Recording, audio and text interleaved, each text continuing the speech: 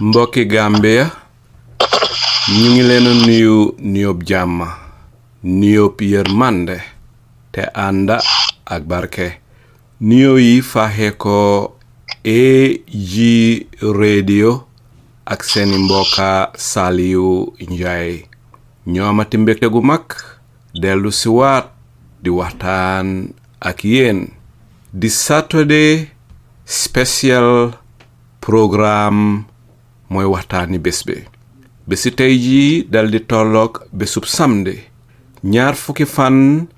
ak juróom ñeneen weerub novembre atum 2025 comme nan ko gën a xamee rek su kàllaama angale tey la Saturday November 29 2025 gan gi tey du kenn kudut Honourable Essa Faal mi ngeen xam moom mooy ki nga xam ne moo jiite parti bi nga xamee APP-SOBEYA nekk international lawyer boo xam ne ñu bari xam nañ ko si àddina si jamono yee passé nee na resign na bàyyi na liggéeyam ba nga xam ne moom la doon def si International Criminal Court of Justice pour mun a focus si Gambian politics sun réew mi nag ni muy demee ñu ñëpp a ko gis ñu ñëpp a ko xamandoor waaye nag looy laajte rek da ngay laaj ka nga xam ne loola mooy liggéeyam ndege moom si waaru politics mooy liggéeyam si jamono yi bondoo dineen ko laaj politique si Gambia naka la fa tëddee ak naka la gisee mbiri coalition gi nga xam ne moom la picca yi naawee ku nekkaa ngi wax coalition moom lan moo si gis-gisam ak partem bi nga xam ne moom la jiite di APP-SOBEYA lan moo si seeni gis-gis lii mooy li ñuy waxtaanee tey ba ndong mbokk yi du def lu dul ànd ak yéen rek ñu dal di dem jëli Honourable Faal maa ngi lay nuyu di la santa di la gërëm di la jox sa wàccuwaay ba mat sëkk di la yaatalaat teg si di la dalalaat fii si AG radio ñu may la rek nga dal di nuyuwante suñu déglukat yi balaa ñuy tàmbali laajte yi. Bismillahirrahmanirrahim. Assalamualaikum Pak Salim. Maa ngi laa nuyu yow ak waa AG radio yi di leen wax jërë ngeen jëf ci dalal bi ngeen ma dalal tey di nuyu tam all listeners mbokk yeeg andi jaama yeeg xarit yeeg everybody ñu nekk Gambia ak ñu nekk bitim réew di leen wax ne jërë ngeen jëf ci ñëw bi ngeen ñëw pour déglu waxtaan bi tey kontaan naa pour opportunity bi nga ñu jox Pa Salim pour tam waxtaan ak Gambians pa introduction bi nga def dafa nekk a topical issue loo xam ne is really gaining currency Gambia ñëpp ñu ngi waxantoo loolu yëfi coalition waaye mbir mi ñaari affaire a ci nekk liñ ñu bëgg a gomloo mooy ne coalition su amut incumbent bi dafa win loolu lu bari ñu ngi ko wax waaye dama bëgg a wax rek ne preposition boobu day nekkul dëgg andut it's not born out of any empirical evidence waaye li dal xel mooy ne li nit mun na ànda mooy ne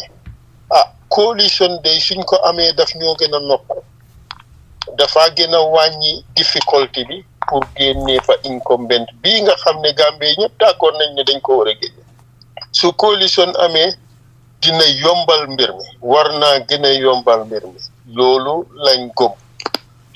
loolu tax foog naa ñu bari di wax ne nañ leen def coalition bon mu ngi mel ni coalition daf ñoo jox insurance dafa enhance our possibility of ñi bokk ci coalition bi ñu mën a win against the incumbent but loolu tam does not necessarily mean ne su coalition amut incumbent bi dafa win loolu du dëgg dafa nekk proposition boo xam ne incumbent bi ak supporters am yi ñu ngi encourage that propaganda su ko defee ñoom they will work against a coalition happening su ko defee at the end of the day su coalition amut or ci ñoom ci seen interpretation grand coalition amut dañoo wax rek ne incumbent bi dafa win pour dugal loolu ci boppi nit ñi dox ci may ni nit ñi pour nga xam ne ñu bari dinañ tayal pour dem voter o ñeneen ñi dinañ resign ne incumbent bi dafa win su ko defee ñu saanil incumbent bi xam nga game su mel nii yàgg na di xew in Gambian politics soo seetee 2016 that's what it was jox nañ ñu proposition boo xam ne ne lii la Yaya Jammeh nar a def so therefore ñun ñëpp nañ vote opposition ñu dem vote for the coalition all right 2021 ñu indilaat ñu beneen wappi ne soo leen votalee diw sangam o diw sangam another diw sangam dafa win so pour bañ diw sangam boobu win nañ leen votal the incumbent ñu defaat loolu it was a mistake propositions yooyu yëpp nekkutoon dëgg they were all false prepositions but nit ñi dañ ko bàyyoon looloo tax propaganda dangerous so this year tam ñu ngi ñëwaat this election cycle ñu ngi ñëwaat ak this kind of propaganda bu ko gëmloo nit ñi and surprisingly many Gambians gëm nañ ko waaye soo seetee the recent polls it shows ne the incumbent no more than 19% of Gambians have agreed to vote for the president so su fekkee ne loolu la mun a am then it's quite easy pour am a candidate boo xam ne war na koo mun a door but soo gisee ni ñi wax a coalition really the preponderant majority li tax ñu bugg a coalition mooy coalition dafa increase the chances of those in the coalition winning against the incumbent and looloo tax ñun APP-SOBEYA as a matter of policy ñu support them a coalition looloo tax for the last 3 years maa ngi laajte ne na parti si ñëw for a coalition waaye di nga gis ne parti yi nga xam ne ñu ngi ma daan attaque saa yu ma daan oote coalition fi mu nekk ñooy wax ne waaw we must have a coalition that vindicates man position bi ma jëloon not ne su coalition amut incumbent bi dafa win gëmuma ne Barrow mun naa win elections in this current climate in spite of the guy di wax in spite of the propaganda bi mun di defee Gambians are tired, Gambians are angry, Gambians are suffering because of hardships yi nekk ci dëkk bi with that Gambians pareetu ñoo jox Adama Barrow seen karta the people are tired government bi dafa nekk government boo xam ne it's not catering for the interest of the Gambian people and every step bu government bi jël rek wone na ne ñii their only interest is to do things that would keep them in power, not to do things that would advance the interest of the Gambian people. Setal Sen more recent action with the People's Store. They spent over $50 million just to go around, trying. I mean, it was a political campaign, re-election campaign, carried out under the guise of implementing a constitutional provision and using Gambians' taxpayer money to just organize a nationwide party. But Tobo amud ben interest boom in the Gambian people. Simply because this government is not a respecter of laws. This government is focused mainly on what increases the chances of the government winning elections instead of delivering on the wishes and the aspirations of the Gambian people. So lolota, this nafulo pisir pasar, this yaha khalis, this kasaral khalisi rewmi, di ko def ci yu ñaka fayda,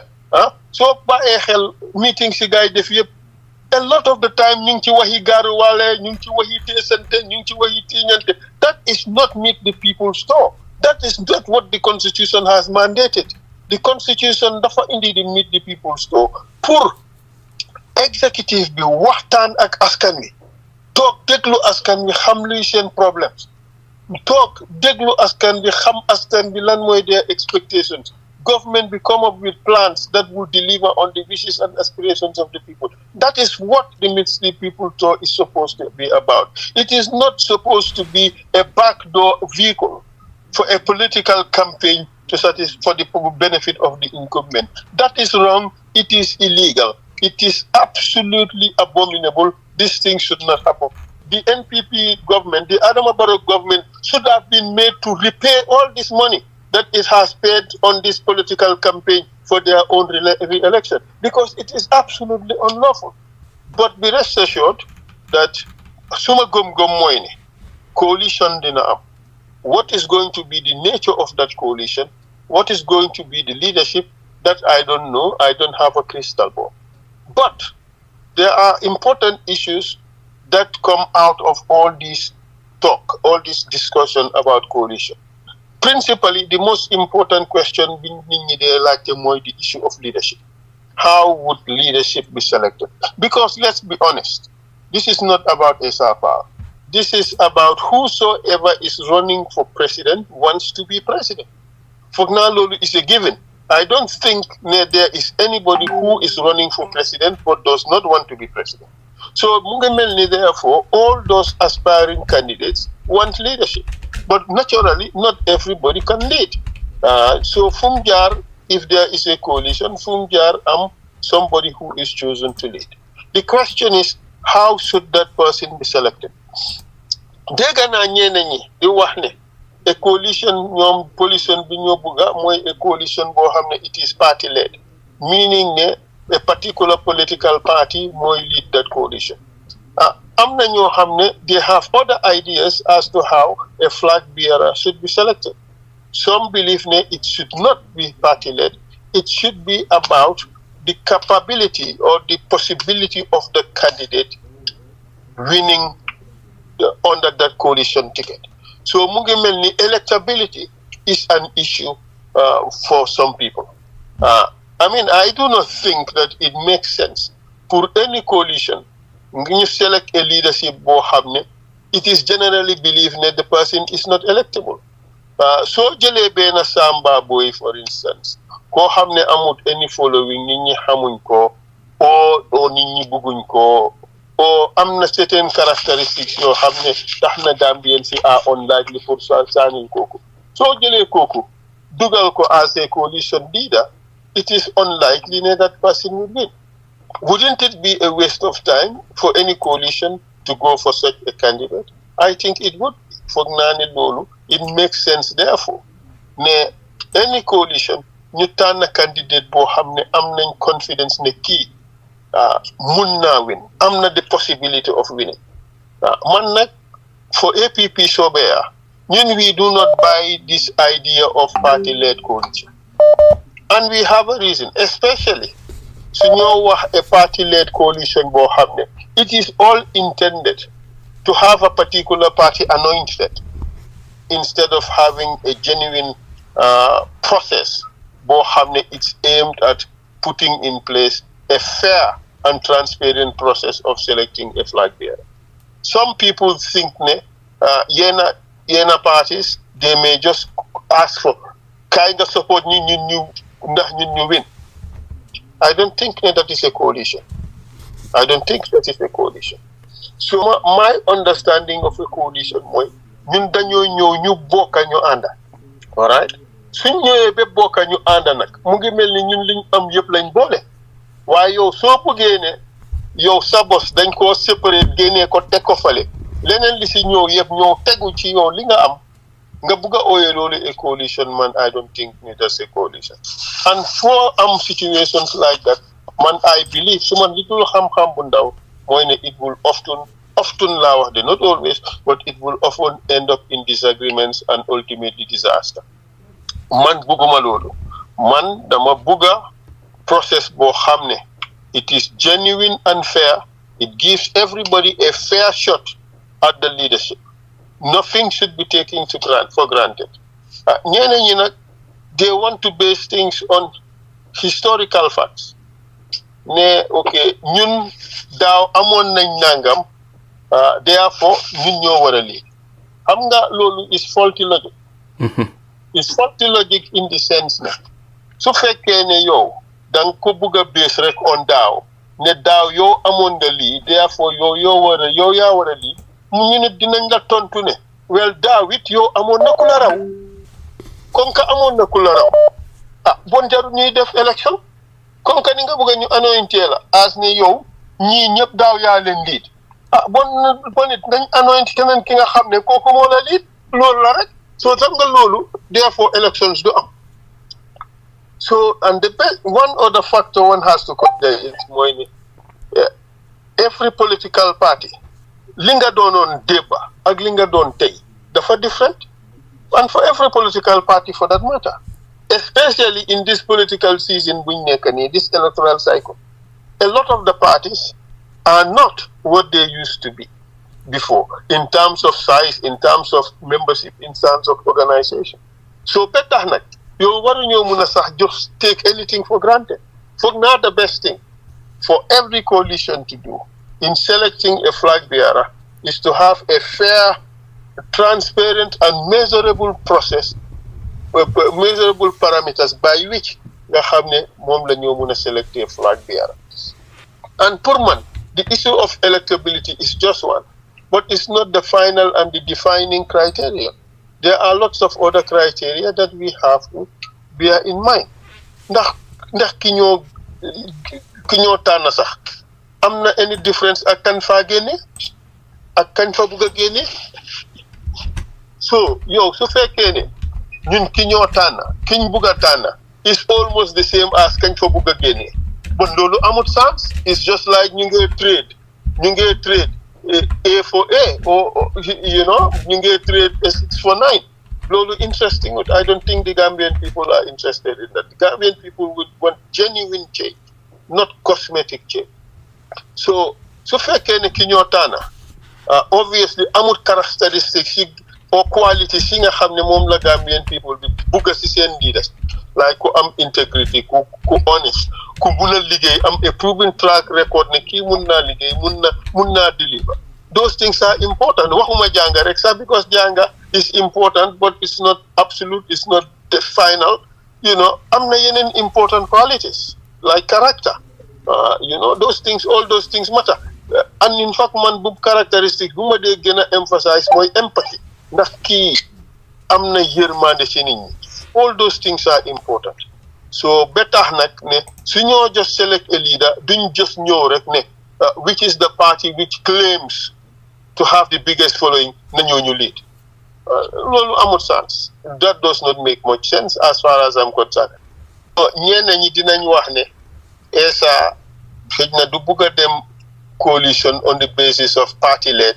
simply because test boobu favor wu ko because amut the largest following.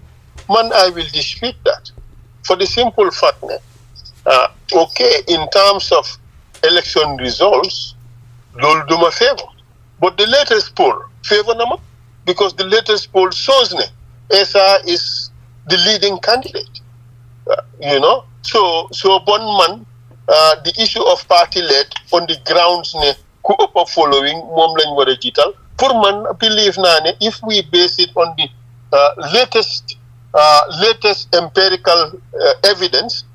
but man gëm naa ne loolu favor na ma because there is nothing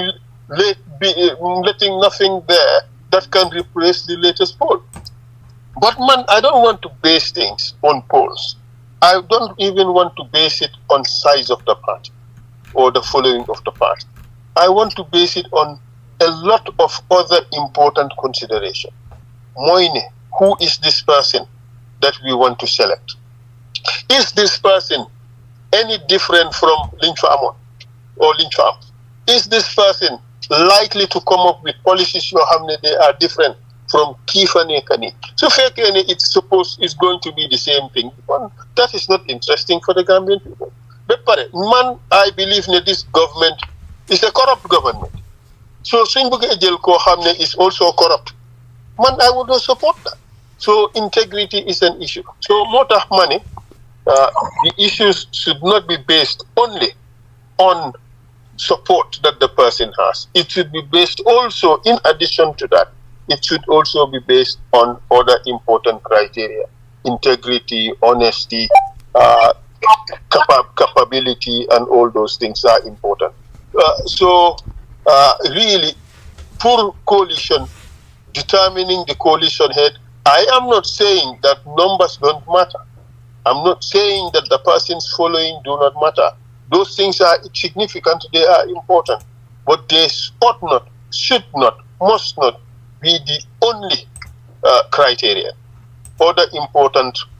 matrices should be included in determining this. So, in fact, the process also of determining these things. How do you determine electability? Do you just base it on some historical evidence, or do you want to base it on current standing? I would rather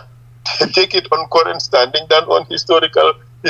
evidence, because situations change. And indeed, we are in a change situation. None of the parties now are what they were in 2021. And the evidence is there. We don't even have to mention, because everybody knows the parties are no longer what they used to be. So amna parties yoo xam ne increase nañ significantly, exponentially. Amna parties yoo xam ne decrease nañ significantly. The test mooy, perhaps maybe the best way of doing these things is doing a primary. Su ko defee ku ci nekk mën a test sa weight and all that. But man, as a party, as a leader of a party, APP-SOBEYA, we believe in certain important values and principles. Fairness, equal playing field, level playing field, all those things are important. So ko defee,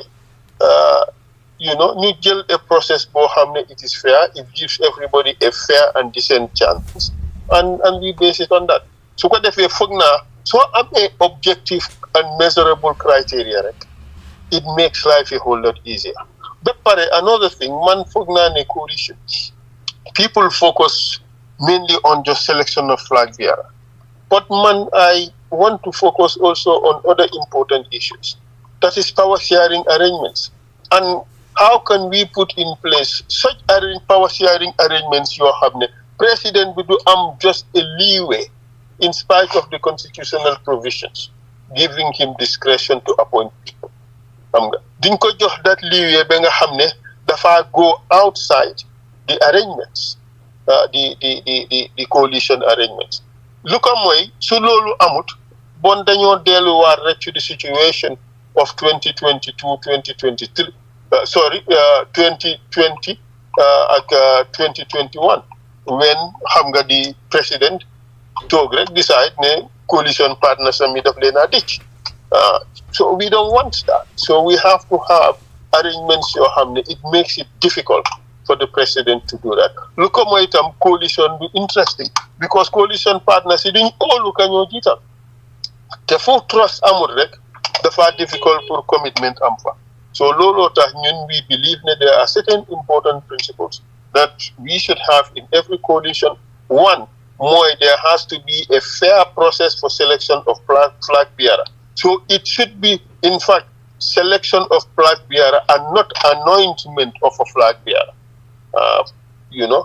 And this is very important for us. And the principles for the selection of flag bearer should not only be based on support or size or only electability. Electability is important, but there are other important factors too that we must bear in mind. Character, qualification, capability, experience, track record, all these things are absolutely important. So we believe these things should not be overlooked. But also, what kind of government? Honourable Faal, di nga mën a continuer si one of the local languages, because soo duggee si anglais rek suñu déglukat yi ñu déggul anglais dañu réer. waaw ñu jégal ma am na yoo xam ne wax naa ko ci anglais li ma doon wax rek mooy nekkut ne ku mun a win rek ku mun a gagné élection bi rek la ñoo xalaat pour jiital. War nañoo bàyyi xel tam kii ban façon ngi nit la, ndax nit ku jub la, ndax nit ku te am yar la, ndax nit ku gomluwaa la, ndax nit ku déggu la, ndax nit la koo xam ne am na jaar-jaar boo xam ne ku ko dénk réew mi dina dem kanam. Yooyu yëpp lu important la. Waaye itam su ñoo def coalition pour ñu bokka ba pare mun a séddoo moo tax. soo defee coalition boo xam ne ña ngi koo defal óor na la ne day soo leen demee ba win ba pare séddoo bam leen digoon sax dootu ko def, parce que gis nañ mu xew fi. Soo duñ mun a wax ne loolu du xewati. So fuñ jaar ñu tënk arrangements yoo xam ne président bi dafa jafe pour nga xam ne lam ànd ak nit ñi bokkaak nit ñi xeex ko win ko du ko jël rek ak kii moo ko boppam rek bàyyi ñeneen ñi ci des ñëpp. bon xam nga loolu taxul ñu ne coalition kenn loolu taxul kenn dugg ci yëfi coalition moo tax ci lu nekk rek ànd ceeg yoon ànd ceeg loi ànd ceeg dëgg ànd ceeg éene gu rafet ak éene gu wér ak loo xam ne óor la ne li nga buggal sa boppa loolu nga éeni sa morom ngeen liggéey ko mu nekk liggéey bu yiw liggéey bu rafet liggéey bu set loolu mooy tax nit ñi dugg ci coalition in fact those are confidence building measures loolooy tax nit ñi óoluwante waaye xam nga expérience yi nit ñi am recently tax na ba tax ñu bari duñ óolu seen morom looloo tax defar coalition jafe so pour man dañ ko war a tënk ci lu wér tënk ko ci lu leer tënk ko ci lu óor loolu nga xam ne ku ci dugga xam nga li tax ngay cee dugga gis nga lépp lim ëmba su ko defee suñ ànda boobu dina am mucc dina am yàgga dina am prospects pour mu succeed man noonu laa gisee mbiri coalition I am happy to answer any questions you may have dina answer question boo leen mun di am ci loolu. jërëjëf Honourable Essa Faal si yaatal yu am solo yooyu ak jàngat yu am solo yooyu leen Honourable laajte bu njëkk bi mooy dafa am ku ñu ooyee professeur Lamin Keita mu ne président Adama Barrow mooy kii win election si ñëw déwén bu neexee yàlla moom professeur moo wax lii moom nag he is a professor of political science lan mooy sa jàngat ak sa gis-gis ak sa tontu su li mu wax xam nga su nit waxee waxam te xam moom fi mu ko wéer te man xamuma fi mu ko wéer gisuma ci lim ko wéer dina jafe pour ma taxaw weddi waxam so professeur Lamin Keita xawma ko di fact ne am na title bi professeur rek tax na ma naw xam-xamam am gëm-gëm nag ne waxee naag xam-xam parce que soo nekkee professeur waruloo waxee sa xel rek mbaa sa buga da nga war a waxee xam-xam booba nag xawma ci lan la ko wéer alright so xëj na mu ngi ko wéer first base incumbent bi crowd bi mu gis mu di ko toppa waaye man fu ma jaar mandu ci parce que xamuma ci lan la ko wéer dégguma li mu wax mbaa riiduma lim binda waaye man ci li ma gis on the ground and based on the trajectory of the president man gëm naa ne président bi dina daanu election bi ñëw whether there is coalition or no coalition te dama ko wéer ci factors yi la soo seetee President Barrow won 2021 by 53.2% of the vote but Afrobarometer def nañ a survey in 2024 which showed that the president was receiving only 27% support so on that basis mu ngi mel ni president bi lose na half of the support he had at 2021 but the latest survey by CIPRES also showed that only 19% of Gambians are willing to commit their support to President Barrow. So that trajectory shows that he is going down. But man duma ko base ci lolu rek. Man ko base also to the temperature on the ground. Rarely nga tassé nit ku la wax ne mom Barrow la sani coming election. Parce que nit ñi dañ mer, nit ñi dañ sonna, nit ñi dañ ñaka, nit ñi they are suffering simply because the cost of living is constantly on the rise and the people's earning power is constant. So better it is hard to survive. Tourism baa ngi nii ñëw nit ñi gisuñ tubaab I mean few tubaab a fi nekk tourism is in the decline. So seetee groundnut trade bi fi mu nekk liñ leen fay the price that the producers are paid this year is the same price as they were paid last year, as if the cost of living has not gone up. So in that climate, nit ñaa ngi mer dara doxu ci dëkk bi ñëpp a ngi sonn ñëpp a ngi fed up with this government, right? For their poor performance, it's difficult ne government bi dina mun a win an election. Yes, I can understand ne su fekkee ne there is excessive fragmentation loolu di mun naa jox government bi a chance, all right? But at the end of the day, I still think the Gambians would vote for their own pocketbooks. Gambian dinañ sànnil seen boppa karta ku ci nekk dina seet lan la koy njëriñ xam nañ ne nguuri luubal gi fi nekk nekkul nguur gi leen di njëriñ xam nañ ne nguur gi nga xam ne fii seen boppa rek lañ tal nekkul di leen njëriñ soo nit ñi duñ caanin nguur googu karta but I have to respect Professor Keita's opinion xawma moom li mu wax ci lan la ko base so I cannot argue it but man ci li ma xam ak ci li ma gis on the ground and being a player in this man day the polls bi ma feel fi mu nekk di ko gis my reading of it mooy that this government is going to go down the signs are all over the place thank you so much jërëjëf Honourable Faal si jàngat yu am solo yooyu ma dal di ñëwaat rek si beneen laajte bi Honourable Gambian yi den jaaxle lépp doole si Gambian yi den bugga Adama Barrow dal di dem di te li ñuy gis si dëkk bi ñun ñi den ragal ne lii bu continuer fa ñuy mujjee rek mooy another coup d'état te ñaari coup d'état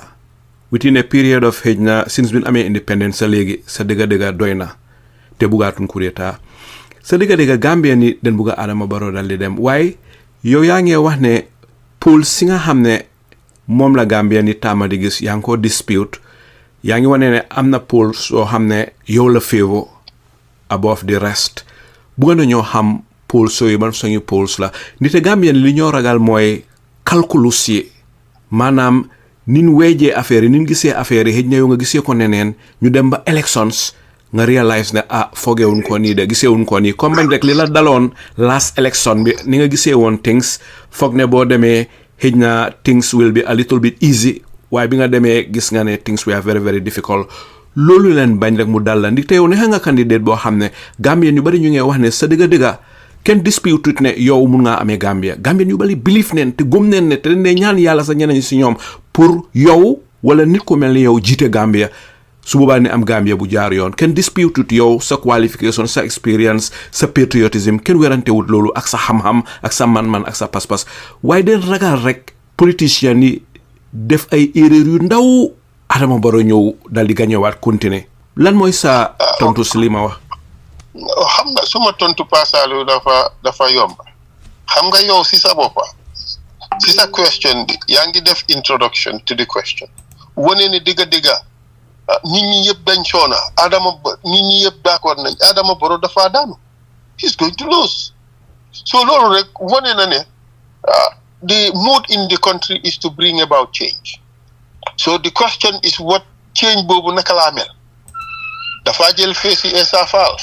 ndax dafa jël feesi keneen beneen candidate bugguma tudda tur because soo tuddee turi kii tuddee kale ñu foog ne xëj ne da nga favor kii on man suma boppa laa ci favor at this stage parce que loolu tax may taxaw and I believe ne suñ ma dénkee nguur gi dinaa yóbbu Gambia to higher heights mu njëriñ réew mi ñëpp man loolu laa gëm te looloo tax tam may def lii te ñi am faith and confidence in me maa ngi leen naa wax jërëjëf ba pare di leen won ne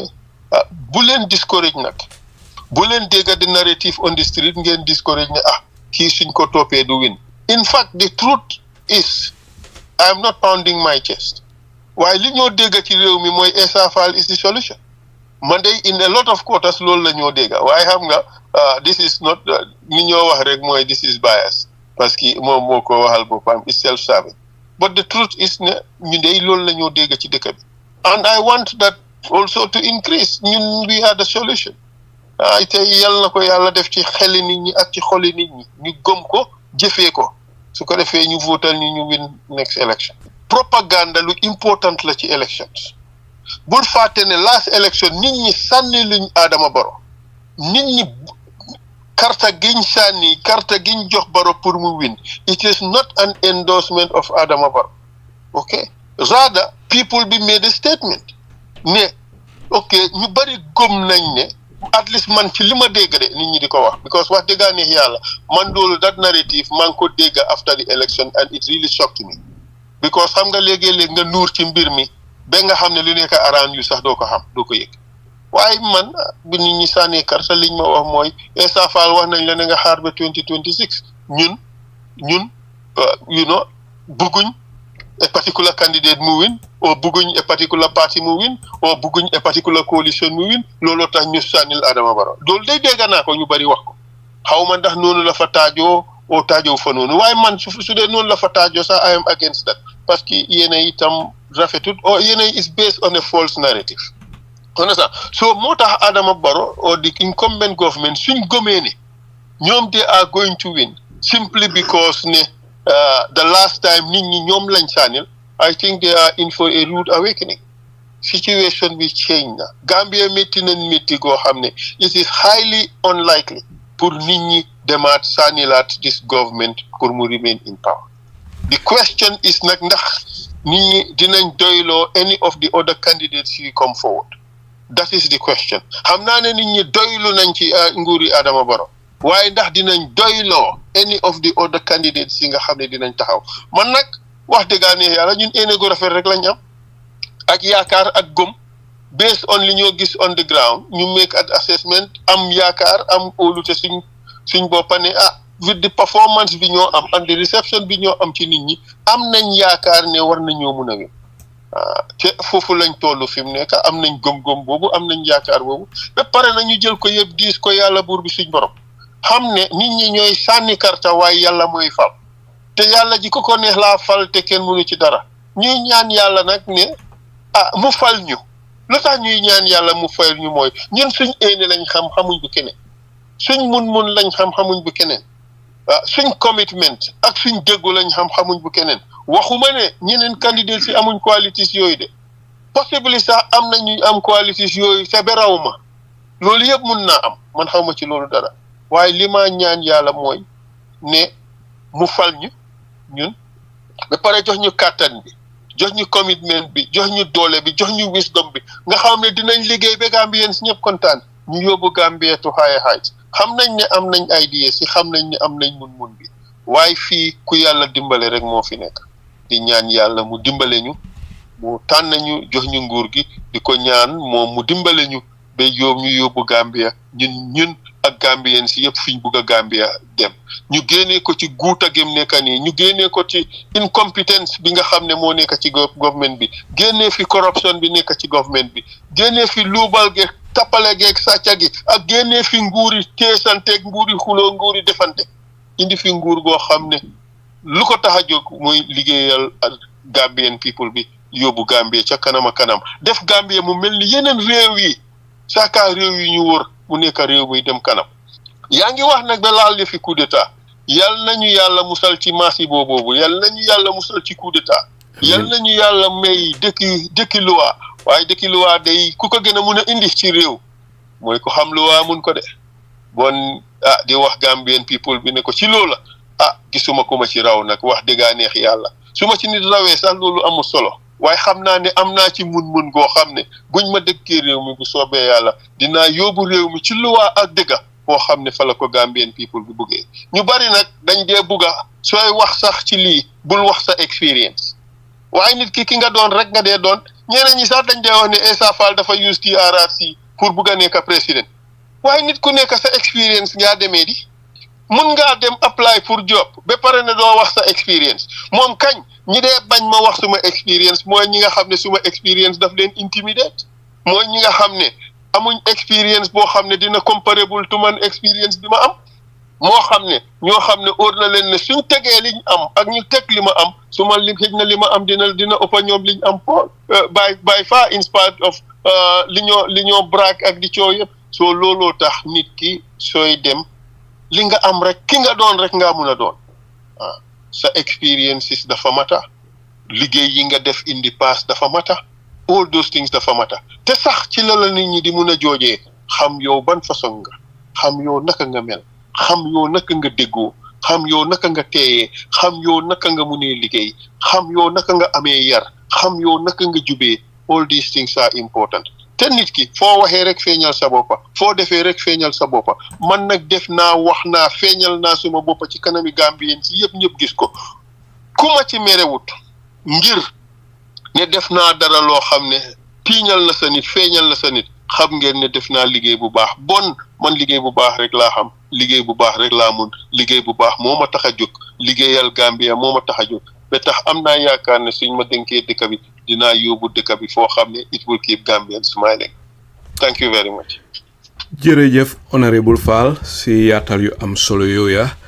Honourable buñ xoolee Gambia ni muy demee mbootaay yu mel ni Gambia participates ñëwoon neen indi seen sauvé boppa di xamal Gambia ni li nga xam ne mooy gis-gis ci askan bi wala gis-gis ci ñeena ñi ci askan bi fi mu nekk dama bëgg a xam ndax dafa am beneen gis-gis boo xam ne Gambien ñi gisuñ ko yow nga gis ko ndax dafa am loo xam te Gambien ñi xamoon ko ni te yaa ngi wax ne Adama Barrow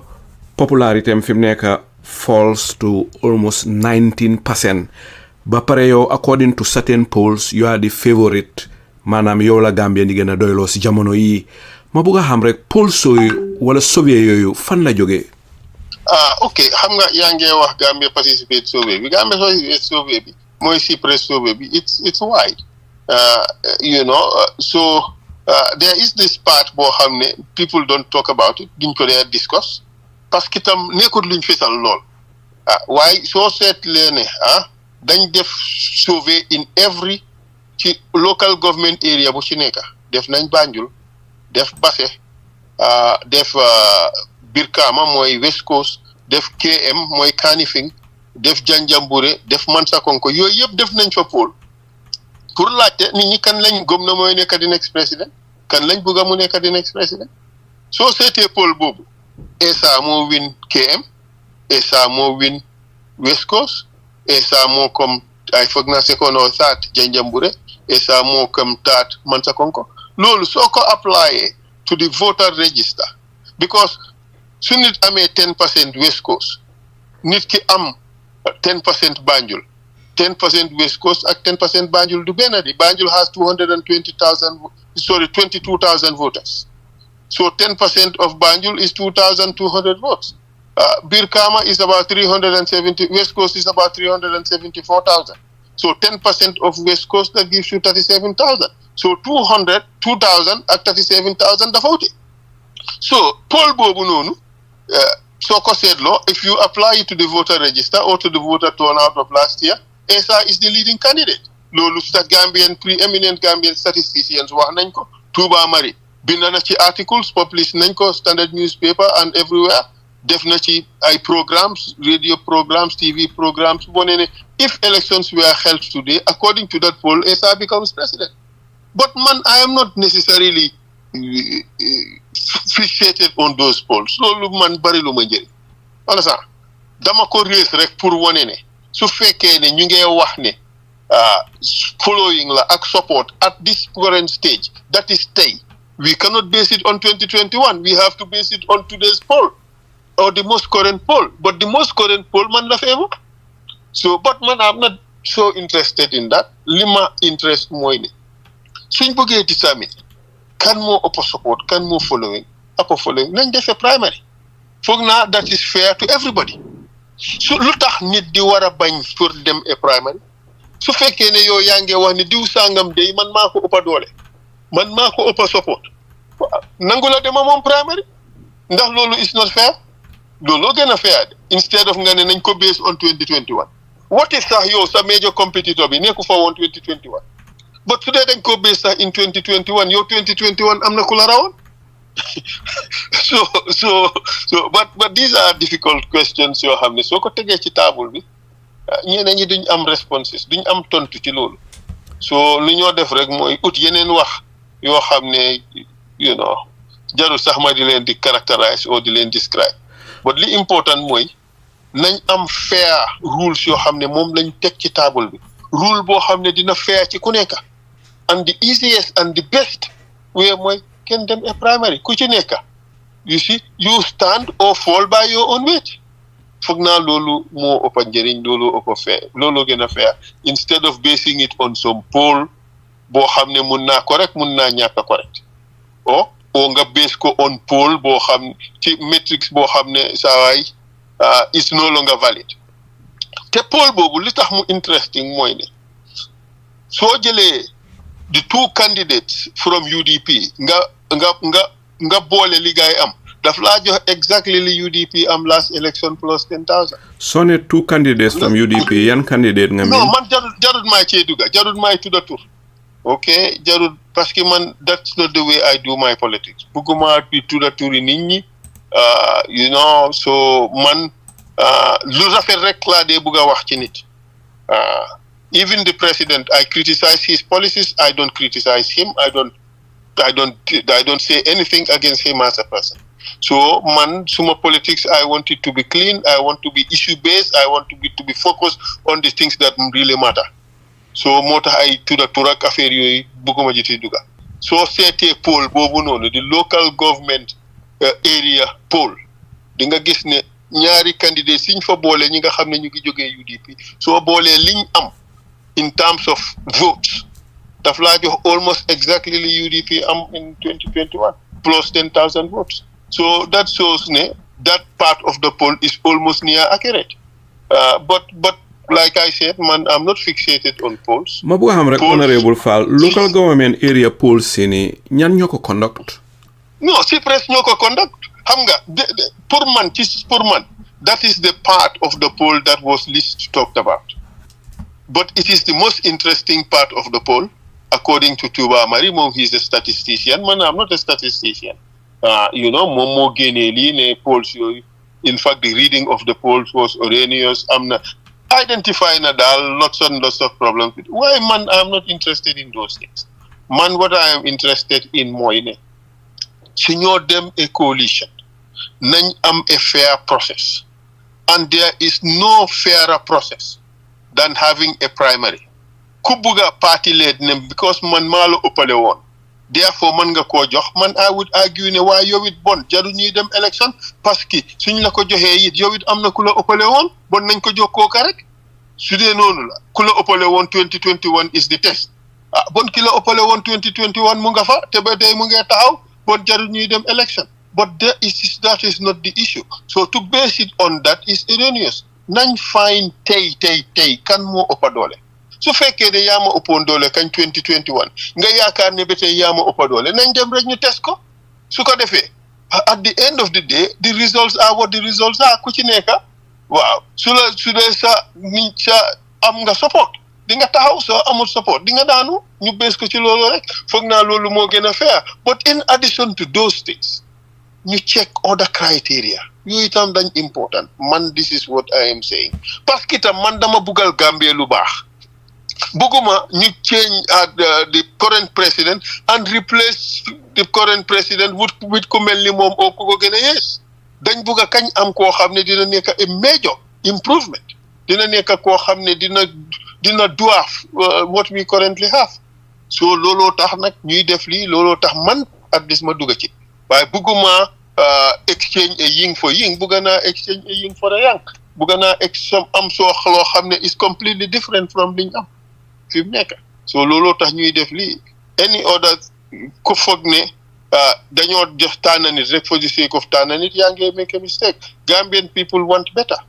Lolo tax ñuy def li and therefore process bi ñoo dem through dafa war a capable of producing the best out of the lot. Man doon lay ut. Be pare process bi dafa war a fair. Be pare process bi dañ ko war a embrace. Ñu am ownership of it. Te loolu mu ngi only am su fekkee ne there is a serious and legally enforceable power sharing arrangement. Te loolu ci luñ war a liggéey la.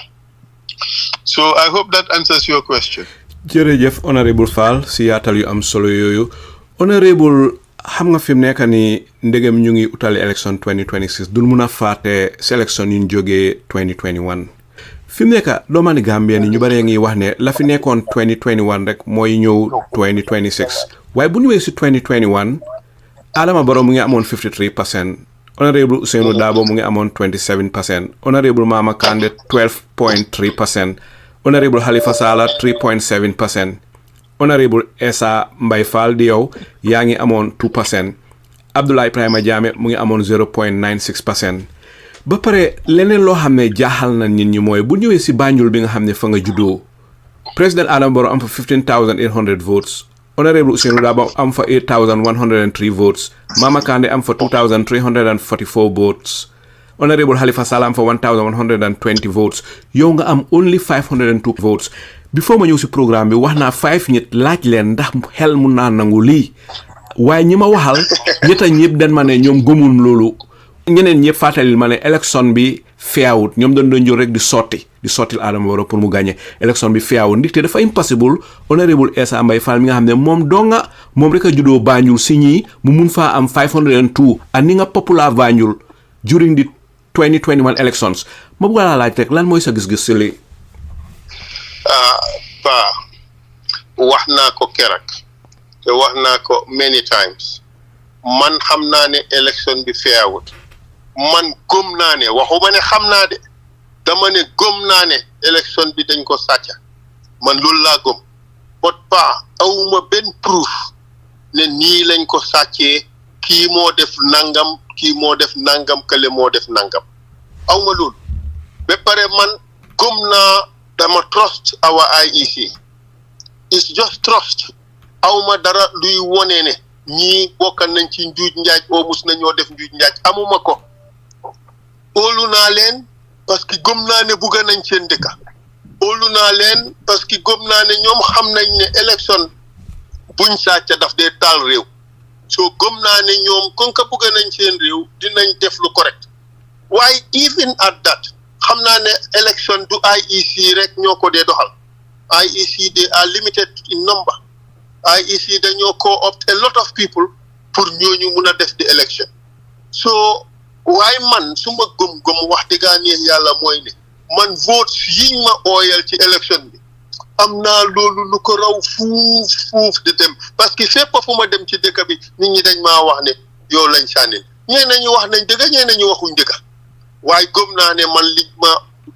liñ ma ooyal ne loolu la am gëm naa ne am naa lu ko ëpp fuuf but loolu is neither here nor there loolu amatul sens amatul njëriñ parce que li ma waroon a def mooy mun a protect my vote make sure ne suma agency ñu ngi fa enough of them to be able to ensure ne man suma karta kenn du ko sàcca su fekkee ne sàcca gi daf dee am alright waaye amuma woon loolu man suma agency dañ leen disperse niñ leen disperse mooy dañ leen jox a false story ñu react emotionally ba pare ñu decide pour disperse because of that false story why the thing is I am now a much better candidate than I was in 2021 novice laa woon xawma lu bari ci the actual operations of elections in Gambia ba tax assumptions yu bari ma amoon assumptions yooyu xam naa fi mu nekk ndax yenn assumptions yi dëgg la oo yenn yi duñ dëgg waaye li important mooy ne jàngee nañ ci 2021 li ma wax mooy 2021 elections was not your normal election soo bàyyee xel nit ñi dañ doon wax ni Essa Faal nañu may ba 2026 su bëggut sax ñun dinañ ko def président waaye 2021 jii dafa am li ñuy xeex loolu nit ñi wax nañ ko ba sonn Essa Faal dafa yaakamti na xaar ba 2026 dinañ ko saanil Essa Faal dafa yaakamti 2026 mooy atam loolu la nit ñi yëpp lu bari daan wax soo ba tax fi mu nekk man li ma wax rek mooy I have had the people ñeneen ñi foog nañ ne dama defoon mistake taxaw 2021 ñeneen ñi foog nañ ne 2021 dañ ma sàcca ñeneen ñi foog nañ ne 2021 Gambians we are fighting a different battle other than supporting Essa so ñeneen ñi believe ne Essa time am is 2026 li yàlla xam doy na man I don't know what is the right answer to all this xam naa ne there are lots of theories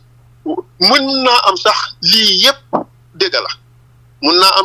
la waaye man li gën a important mooy jàng naa from 2021 I have learned in lessons yu important di ñaan yàlla lessons yooyu dimbale ma guide ma in 2026 ba pare maa ñaan yàlla itam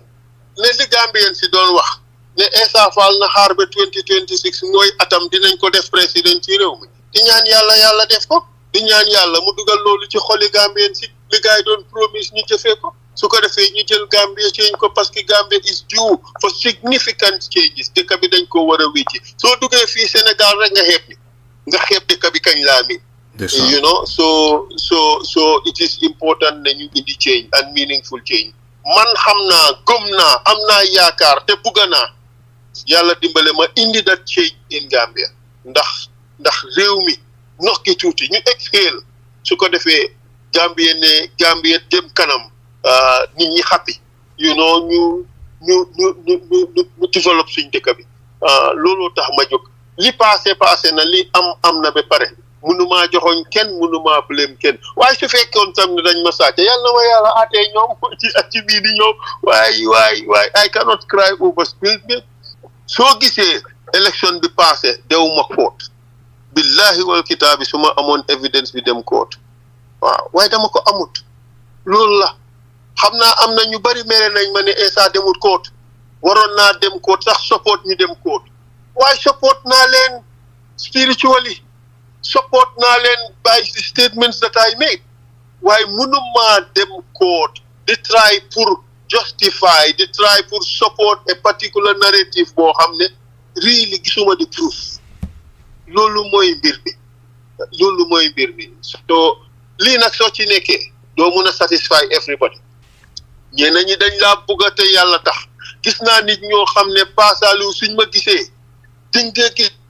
kontante bu nekk ci ñoom bor bu set maa ngi jot messages from Gambians ñi ma wax ne musuñ maa gis waaye suñ déggee suma baat rek dañ dee kontaan boo xam ne maara day taale ñeneen ñi dee suñ gisee sa nataal dañ dee kontaan boo xam ne but equally am na ñoo xam ne suñ déggee suma baat saaga ma ndey am na ñoo xam ne suñ déggee suma baat mer ba bugg a dee am na ñoo xam ne suñ gisee suma nataal xooti ko rek la ñoo bëgg a def àddina nag moo tëddee noonu yàlla defut kenn nga perfect yàlla buur bi suñ borom defut kenn ñëpp bugga la yónnente bi sax yàlla na ko yàlla yére barewoon na ay noon soo man su ma yàlla bindee noonu ma am ñu ma bugga ma am ay noon dama gën di sant yàlla xam ne lii yëpp mbir yàlla jàppa ci yàlla óolu ci yàlla jiital ci yàlla dénka ko yëpp yàlla rek lañ koo defee amul any other way am na nag léegi-léeg sax nga wax yoo xam ne sa noon yi try to misinterpret li nga wax kenn rek laa fi wax ne ñun ñëpp gëm nañ yàlla waaye kenn mënu laa joxoñal lii ne lii mooy yàlla ñu bari jël ko am ñu ko jël out of context bugga ma cee yàq ne kii sax gëmut diine ji ak affaire yooyu xam nga loolu mooy yëfi dof yow nga tiim sa morom foog ne yow yaa ko gën a gëm li ngeen gëm yéen ñaan ñëpp xam nga loolu waaye xam nga politique bi moom moo demee noonu nit ñi dinañ la ŋàñña dinañ la wax yu kenn xamul waaye fekk rek ne dañ ko base ci ñoom xëj na negative feeling buñ am against you ba tax ñuy wax yenn yoo xam ne wéeriñ ko ci dëgga teguñ ko ci yoon teguñ ko ci diine teguñ ko ci xam-xam waaye ñun fuñ jaar ñu muñ parce que ku mel ni man nga xam ne ci lépp lu maa def surtout ci politique bi ak li ma wax a nit ñi dama cee bugg a jiital dëgga dama cee bugg a jiital loi dama cee bugg a jiital lu jub ñëpp diñ la mun a bugga ñu bari rek di nga gis ne di may fat ne yaa ngee try rek to be honest try to be straightforward try to be truthful try to be just try to be fair loolu inconvenience la pour ñoom soo bee tax duñ ko mun a support duñ ci mun a ànda waaye di ñaan yàlla mu defar xol yi nga xam ne suñ mënut a ànd sax duñ xéetante parce que xéet dafa strong xéet dafa métti xéet fu mu nekk moo dee indi strife yal nañu ci yàlla musal yal na yàlla boole Gambien yi yëpp ñu jàppante doon benn elections 2026 ñu def ko ci jaama ci njëkk ak taranga moytu ci luubal gi nag gis nañ li xew Guinea-Bissau we don't want those things to happen in our country bëgguñ loolu xew suñ dëkka soo di ñaan yàlla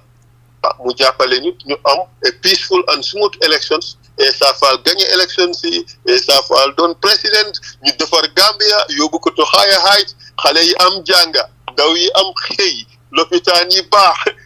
njëg yi yomba Gambia yi liggéey li moo dundee Gambia dem kanam lépp leer lépp neex waa Salieu jërëjëf waay. jërëjëf Honourable Fall. Honourable bu ñëwee si élection si passé the highest vote bi nga am mu ngi jógee Upper River Region mooy 5494 votes ba sa toppaati mooy bi nga xam ne mu ngi jógee West Coast Region 4120 ba pare Banjul bi nga juddoo ñu ne 502 votes loolu dëgga jaaxal na ñu bari waaye leneen loo xam ne tam jaaxalaat na nit ñi mooy ne bu ñëwee si élection si last élection si 89.3% moom leen wax ne mooy woon di voter turnout ba pare the number of valid votes mu ngi nekk 567 nen ne kay li mu nga utali 1 million valid votes ndax lii xel mun na ko nangu out of a population of 2.4 million ñu ne almost 1 million valid votes moom leen am lan mooy sa jàngat ak sa gis-gis li like I said xam nga loo amut proof am rek war nga cee mandu bu baax a baax xam naa ne the voter turnout is exceptionally high but pare the number of valid votes is exceptionally high in view of the current level of education ci dëkk bi te bàyyi nga xel leena ne élection si passé ñaari façon yi maabul lañ am ñaari lan maabul boo xam ne du xëcc yenn ballot du xëcc yenn boxes yi loolu rek by itself is problematic parce que soo ko dugalee ci benn box dugut comme man suma supporters yu bari wax nañ ma ne ma seen maabul bi mënut a dugg suma box gis nga billahi wal kitaabi pa bi ma demee pour vote Makati Square it took waaji 3 minutes pour mu jox ma aimable bu ma dem pour sànnee ji but su fekkee ne these things are all identical why was he searching for lim may jox so loolu rek raises some suspicion ba pare man suma support te honorable lu mel ni yow rek a complain lii ndax am na ñeneen ñu complain lu mel ni wax dëggaane yàlla dégguma keneen ku ko complain parce que discours suma ko kenn waaye xam naa ne day man dal na ma many times dal ñu ëpp more than 20 nit wax nañ ma ko dama nag mënut a fàttali pour wax ne diw sangam ak diw sangam ak diw sangam waaye jot naa complaints from over 20 of my supporters ñu maa wax ne maabul bi mënut a dugga ci suma box bi ci mouth bi fi ñu ko war a def but li tax ma raise that question mooy su fekkee ne it's true di nga gis ne electors yu bari voters yu bari dañoo jël maabul bi rek bàyyi ko ci kaw foofu so lu tax ñuy am this high near 100% valid votes so but one big ñun Gambia we have to look at our electoral system it's not foolproof comme ni ko nit ñi gisee ni ko nit ñi gomee our election is vulnerable there are lots and lots of weaknesses I wish the IEC had the time to make the necessary electoral reform that has cost us the life of Solo Sunday. But it's unfortunate that we are still trapped. We believe that elections is foolproof. And man, I used to believe that. I know that there are lots of weaknesses in the system. I wish the IEC among the opportunity pour def meaningful electoral reform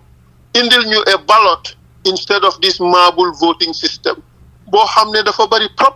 bari na problems wax dëggaane yàlla ostensibly or outwardly it may look like it's foolproof but it is not definitely it is not why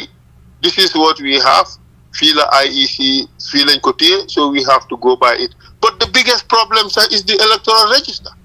parce que soo fekkee ne yaa ngi am an electoral register boo xam ne nit ñi ñëpp a ngi wax ne it is faulty a lot of foreigners have been registered to vote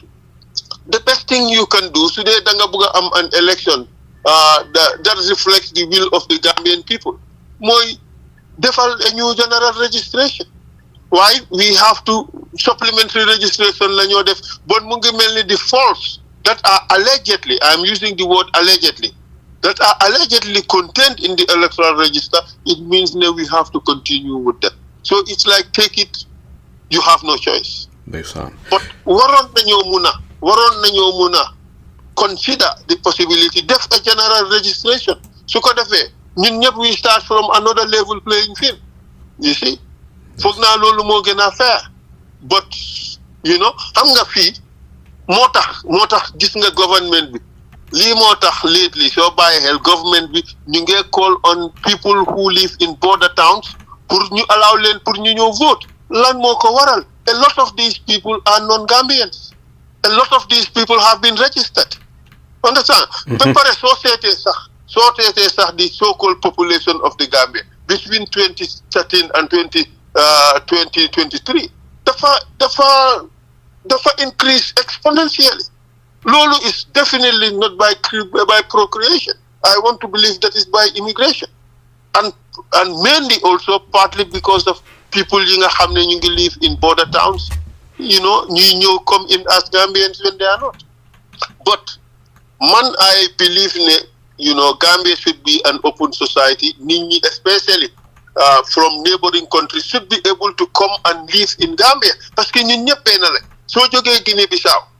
nga ñëw Gambia, you speak the same languages as us in the main. Yes. Nga jógee Senegal,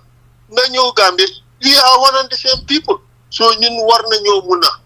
accommodate ñeneen ñi jógee feneen ñëw fii ñu bokka ñun ñëpp ñu am one Gambia. Because I don't believe in these tribal divisions that we have. We all can be many, but one people, that is the Gambian people.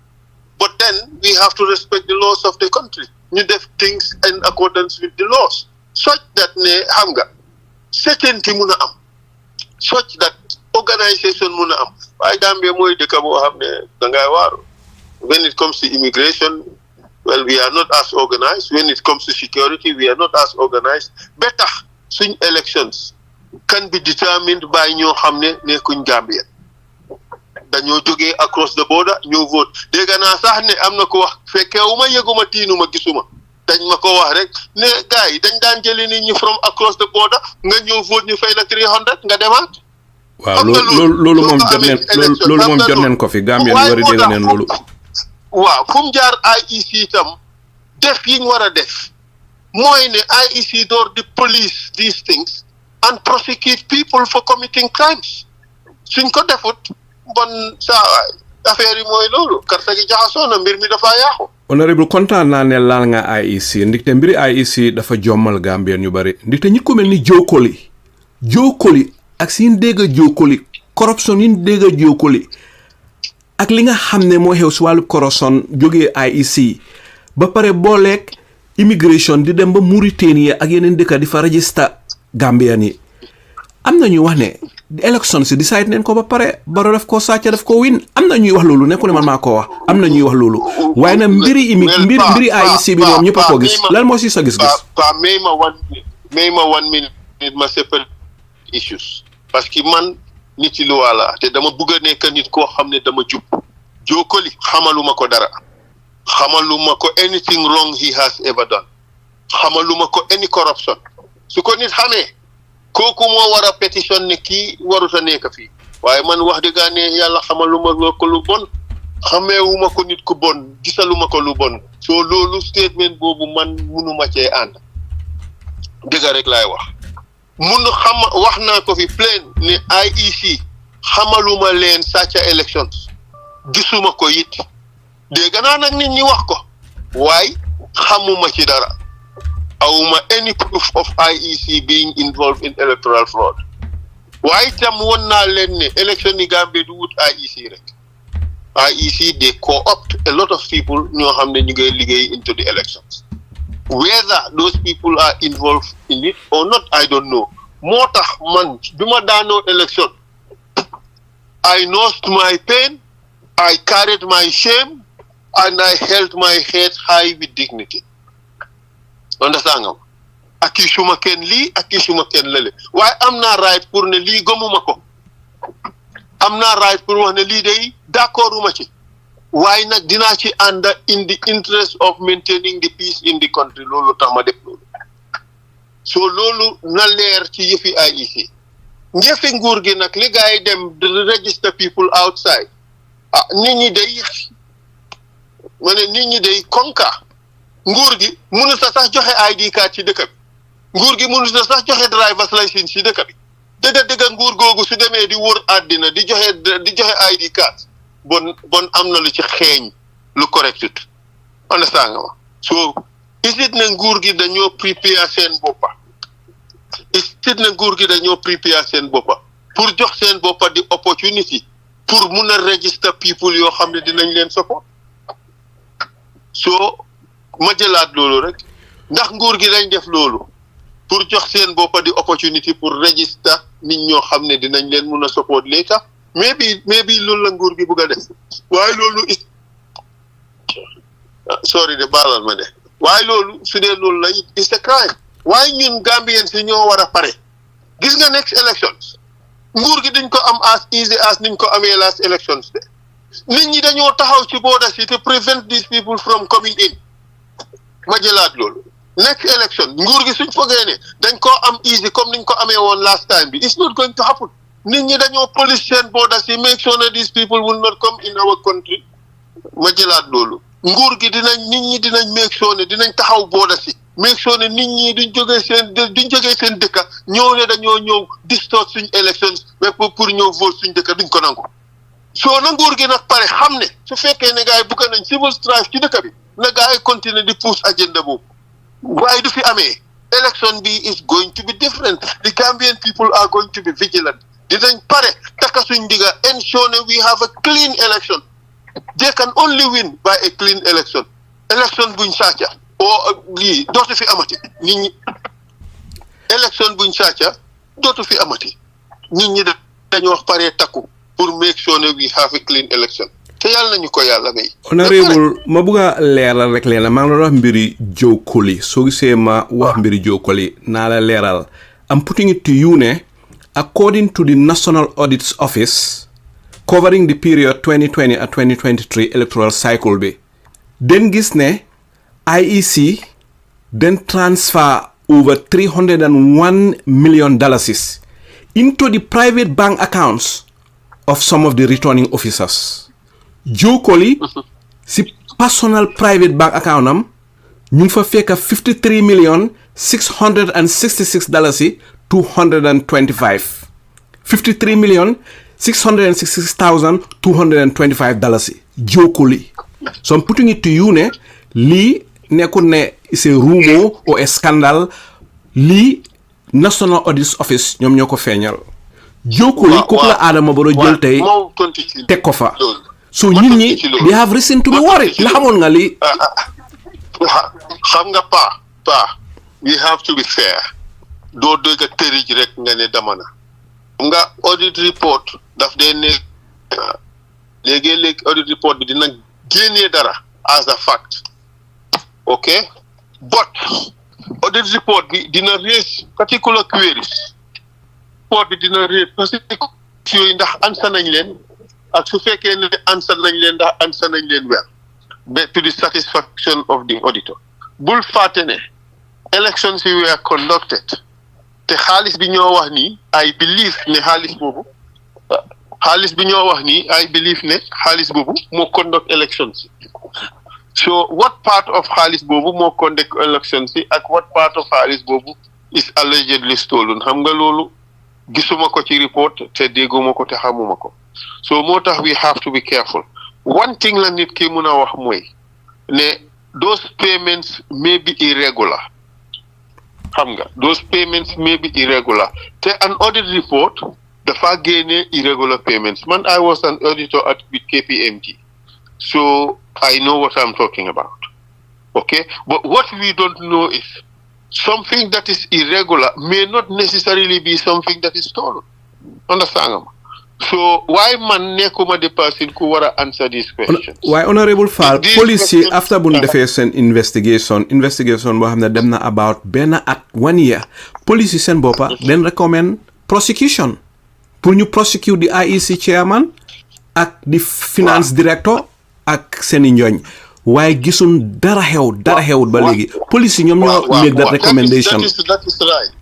that is right but the question is what would they be prosecuted for understand that is the issue ak ndax ñi fa nekk fi mu nekk were found culpable man li ma wax rek mooy ne lii yëpp day I have only anecdotal information awma the full information teguma report bi suma kanam te awma benn assessment ba mun a wax ne X is culpable or X def na lii so moo tax may ci ma ñi nga xam ne ñooñu lañ tuumal ci report si perhaps ñoo war a answer to the public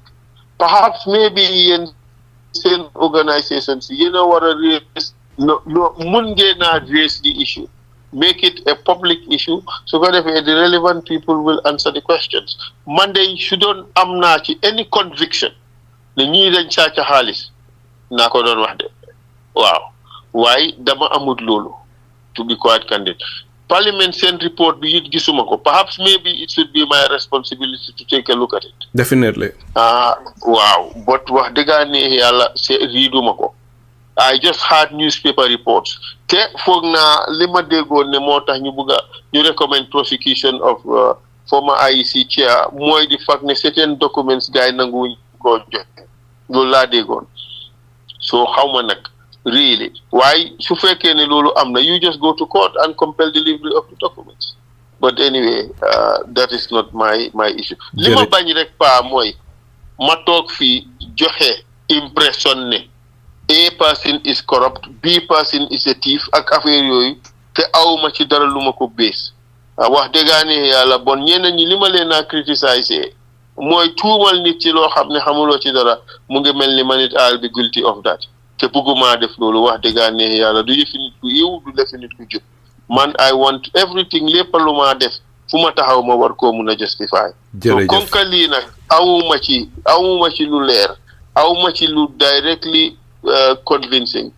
dama cee mandu rek em ci loolu tax ma waxee noonu waaye wax dëgg yàlla ñun ñëpp li ñoo ñaan mooy ñu am public officers yoo xam ne they are worth their salt public officers yoo xam ne dinañ liggéeyal Gambia xam ne seen réew la ñoo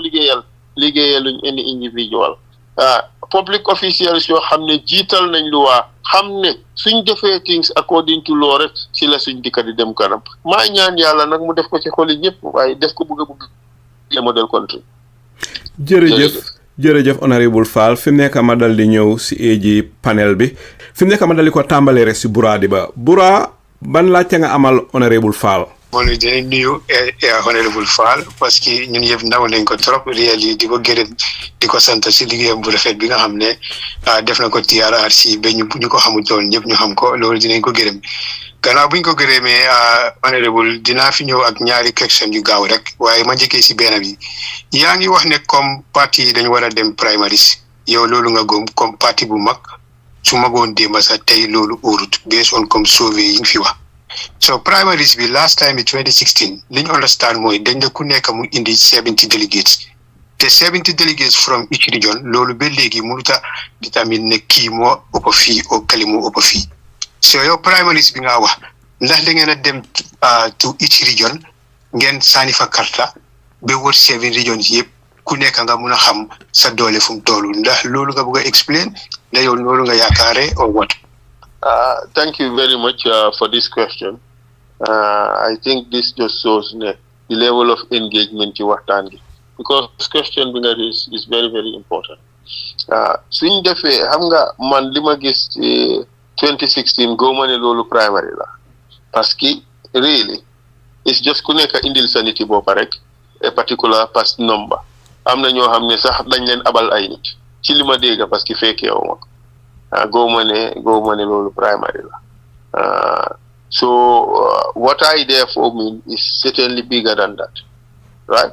nañ def rek open voting in every region ne okay nañ def voting plus B for every region you know so ñu ne every region ñu ku ci nekk indi X number of people ñu vote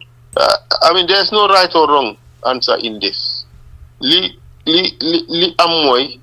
there is am na noo xam ne suñ ko defee you have more reliable results than others so foog naa ci loolu lañ ko war a base ba pare we cannot do something loo xam ne dafa seer torop so nañ def loo xam ne it is reasonable def loo xam ne it is easily manageable foog naa loolu tam counts waaye the important thing mooy ne the players ñi nga xam ne ñoo cee bokka ñooñu ñooy war a toog waxtaan def loo xam ne dafa reasonable loolu should not be difficult but definitely pour use just ku ci nekk indi 17 nit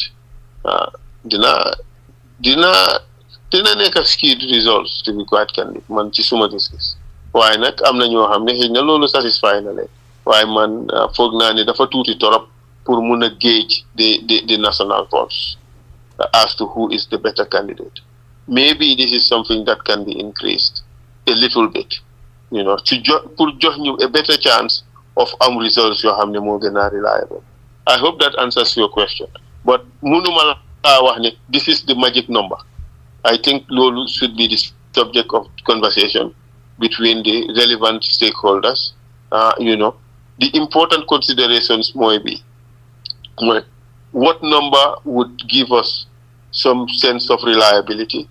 how to manage the process, the cost of the process, and the amount of time it will take to run the process. Yooyu yëpp dafa nekk important factors to consider as to which way to go. So man awma all the answers. Gëm naa ne su political leaders si toogee ñoomi ne ñu discuss with the intention of not frustrating the process, but with the intention of coming up with something that would work. I think that will work. This is not to say ne the 70 bi guy decide on baaxut de. I just thought ne xëj na loolu tuuti la, but loolu man rek la nekk suma gis-gis. Keneen mun na koo gisee neneen. Indeed, comme rek ñi ko defoon ñoom gisee woon nañ ne 70 boobu doy na. Man, I have a different opinion. Doesn't mean I am right. Mun naa am sax ñoom they are right. Waaye foog naa ne the higher the number, the more reliable it is likely to be. So suñ munee def loo xam ne it is reasonable under the circumstances, not too time consuming, not too elaborate, not too expensive, I think that should be able to help us. Loolu laa amoon daal lu ma wax ci loolu. I hope that answers your question. Jërëjëf answer na question bi dinaa ñëw ci second bi waaye dinaa la gën a fàttalil o ma put ko ci yow ne comme soo gisee ma ñëw ak question bi because yaa ngi indi sauvé bi wax nga ne dëgga loolu kenn munu see wéeru bu baax waaye ba léegi politics is about numbers. So ak integrity as you said yooyu yëpp foog ñu koy ko ci leadership. So ba léegi tamit dinaa la ñaan comme based on survey bi region yi yëpp nga wax ne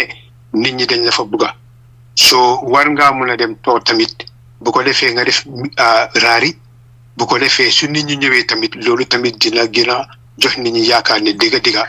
am na lu change because politique saa yoo ootee raari li si war naa mun a def too raari waaw si region yi waaw xam nga si region yi xam nga soo defee loolu si nit ñi ñëwee nit ñi liñ laa uyusoo loolu tamit dina gën a won nit ñi ne dëgga Essa Faal nomba sami dëgga ñëw na ci another level because wéedi moom gis bokk si because politique integrity ak honesty yooyu yëpp a ngi si waaye really numbers bi tamit dafa count because last time bi dañ dee indi comme primaries pour génnee yi fi parti foofu waaye indi li ñu daloon gis nañ ne parti bu ñu doon try pour génnee Adama Barrow bu mu ñëwee dafa even capitalize si incumbent powers ba create party mu mel ni yëfi parti bu ñu doon daaxa indi jural nañu beneen parti so te dañ ne dañoo daaxa parti loolu tax ñu ne primaries léegi indi primaries bi ñëw jural ñu beneen parti loolu tax ma bëgg a indi sa attention léegi waaye beneen question bi is about sa strange again parce que ku dégg li nga wax fii Essa dina xaw a laaj tamit ne Essa ña ko sooraan because dafa mel ni Essa am na yenn information yu nga xam ne mi ngi everywhere waaye moom daf ko miss so léegi wax nga comme supplementary registration bi ñëw additional one bi April te nit ñëpp xam nañ ne registration bi foofu la election bi sax sàcca bi dee uppee so ndañoo am nga capacity ne am nga ay nit ñu nga xam ne pare nañ moo tax ba léegi maa laa laaj sa sëriñ de because dañu war a nekk fu nekka yow xam nga electoral laws yi bu ko defee nga educate leen lan la gaay war a xool ba su njuuj njaaj amee ñu mun la ko indil because dafa mel ni njuuj njaaj yi ni mu dee amee based on petition yi ñu gis ak evidence yi génna ba léegi yow óoru la soo ku la dégga dafa mel ni yow da nga bëgg a gisal sa boppa te pour nga gisal sa boppa foog nga am ay nit yi nga xam ne yow educate nga leen loi yi bu ko defee gaay xam ko xam lan la gaay war a xool ñu nekk across the country all registration centers so boobaa su fa dara xewee dinañ la ko mën a wax ndax loolu yaa ngi ko prépare. I agree with you li nga wax dafa absolutely important soo fa nekkut doo ko fekkee soo ko fekkee wut doo am evidence bi xanaa keneen indil la ko last election ñun looloo ñu dal xam nga fii pour nga cover all polling booths it's about 1,534 foog na so it's a huge number of people ñi nga xam ne ñoo ñu ngaa deploy so man last elections they manage pour disperse ñun suñ nit ñi parce que dañ leen jox a false story ne Essa Faal ñu ngi ko fay 1,500 per election agent man ne moom mu fay election agent si ay 250 ay 300 so xale yi because these were students from the university ñëpp meer tasaaro ëppa doole bi yëpp university rek soo ñu door di koolante di wax di saaga di def lu nekk fay ñu suñ xaalis da nga sàcca suñ xaalis nii fi naan de so that's an experience man musuma woon a foog ne things like that could happen really even though sensitized nañ xale yi fooguñ woon ne games like that would happen in fact 2 days before the election si lañ jot di audio ne gaaya ngee ut agency Essa Faal yi ak agency UDP so ñun we had an emergency meeting ne lii pour lan la su fekkee ne dañ bugg a bribe suñ agency sax you know UDP yi ñu ngi fa so ñooñu duñ ever nangu loolu so but that was the mistake that we made parce que dégg naa tam ñuy wax ne a lot of agents from UDP were also dispersed one way or another loolu laa dégg xaw ma ndax dégg la waaye ñun xam nañ ne 90% of the polling stations ñun amuñ fa woon agents so loolu tax amuñ sax the kind of evidence that is needed ba tax nag li ma wax nii yëpp dafa dëgëral li nga wax the issue of presence the issue of strength loolu is important but you have to realize ne this thing is also very expensive su fekkee ne yow ñu ngi register from thousands of locations and you need pour am representation foofu yëpp it's going to be difficult and expensive ba pare xam nga registration bi it is best pour nga am locals ñoom ñooy mun a fish out ñi nga xam ne jógee wuñ fiñ claim ne fan la ñoo register so loolu yëpp is important but this should not be a one person effort or a one party effort this should be a collective effort of all the political parties parce que ñun ñëpp dañ am responsibility pour try to protect the integrity of the elections pour ensure ne it's only the rightful people who are entitled to vote will vote so suñ responsibility la ñun ñi ñun dinañ ci def suñ kéetalaayi kàttan through sensitization through efforts at process ñun liñ ci mun dinañ ko ci def but ñun duñ mun a def yëpp te I am certain ne other political parties am nañ the interest am nañ the commitment to also work on this so mu suñ collaborater I think we should be able to do a good job at this waaw so but I endorse li nga wax ne strength matters in this presence matters waaye ma jox la di assurance ne ñun dinañ jëf liñ mun ba pare dinañ jéem a bokk ak yeneen opposition parties yi pour bokk together pour def liñ mun pour make sure ne ñu protect the integrity of the election I hope ne that answers your question. Yeah, thank you very much, Essa. Really, kontaan naa trop. Lii nga bëggee wax nii lii laa bëgg a dégg nag ngeen nekk together. Ba pare Essa, da ngeen war a ñëw together yéen opposition parties yëpp ngeen petition IEC pour mu siyaa leen each polling station ñaata la moo fa am during the 2021 election. No, that data is available. IEC dañ ko jox anybody ku ko soxla. Well, then laajte leen ko because ñoom dañ ko publish on lu tax ma indi lii sa attention dañ ko publish on website bi. Waaw. Thank you very much because man follow naa ko foofu ñu génnee ko bu ko gaay génnee figo si gaay indi Essa lii moo tax nit ñi am question si IEC because soo xoolee kii wax na la figo si during the presidential election kii Alhaji Salieu waaye soo ñëwee si local government si parliamentary election bi it's even 505 almost 449,000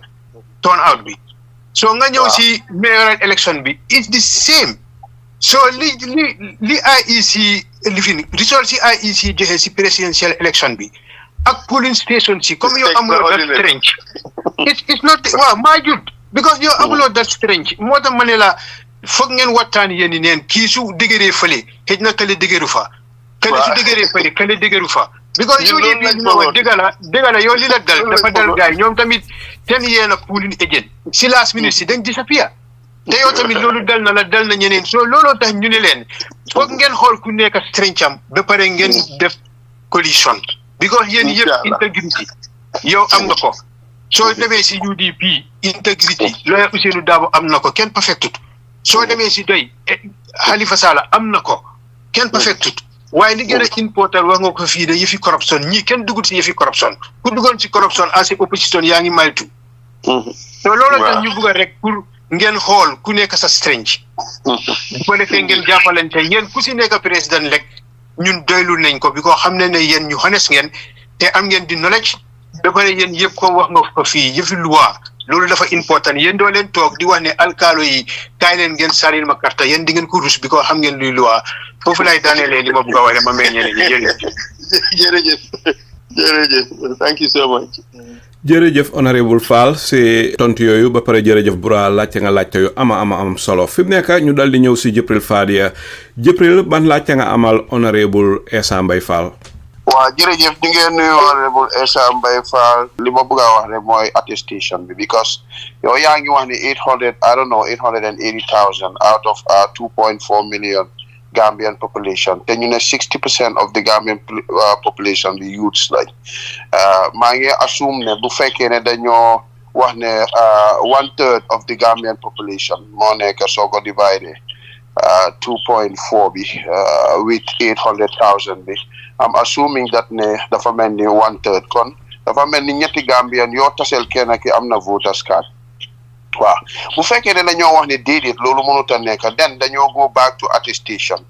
te attestation bi nga xam ne alkaali yi ñoom mun nañoo joxe birth certificate te birth certificate boobu mun naa lead nit ki pour mu am voters card man dama fa ne loolu mooy li ñu war a contrôle te Sobeya amuñ député ci parlement bi pour mun a change loolu because affaire yi loi la yeneen opposition parties yi am nañ ko lu mel noonu naka ko mën a approché Essa because man xam naa ne fee contrôle luñ attestation bi man dama fa na dem ci polling station yi yëpp du ko faj because sàcc bi man dama believe ne is the attestation what can you do to stop that. xam nga we can only go by the law su law bi allowed attestation but attestation do am su law bi allowee attestation but we have to use the electoral system to deal with it mooy ne su nit ki ñëwee attestation ñu test nit ki seet o ñu bring evidence pour wane ne kii entitled pour vote su ko defee ñu use the reverse system you know su fekkee ne contest nañ ne nit ki mënuta waruta vote ñu apply to the magistrate present su ko defee mu review matter bi the problem is mooy ñun Gambians duñ dee boole wante understand but a lot of the problem is also our own making ñun ñooy indi niñ sori na si suñ biir kër yi de jox leen suñ kayit ba pare utal leen kayit pour ñu vote li ma wax nii is true ñun ñoo ko dee defal suñ boppa soo demee ci border towns yi like ay Kabada geeg area yooyu ñi nekk on the other side ñi leen dee indi pour ñu register vote ñooy seen mbokk yi nekk on the Gambia side soo demee ci Casamance affaire bi tam noonu la soo demee ci Basse side gi noonu la bul fa ñun Sénégal daf ñu sóoram except for the Atlantic so ñun suñ boppa ñoo ko dee create ba tax ñun ñoo dee tax ñuy beat the system parce que tam di ñuy boole wante so li ñoo mën a def rek mooy ñu am sufficient presence ba nga xam ne dina cause fear ci ñeñe ñi nga xam ne duñ ñemee try to beat the system because dinañ foog ne dinañ leen jàpp waaye su dul loolu dafa difficult because ñun suñ boppa ñun ñooy try to beat the system xam nga soo ñëwee ci Saalum bi ñun suñ mbokk yi ñooy indi nit ñi from Sénégal side side yi olof yi ñun ñooy indi suñ nit ñi from the Sénégal side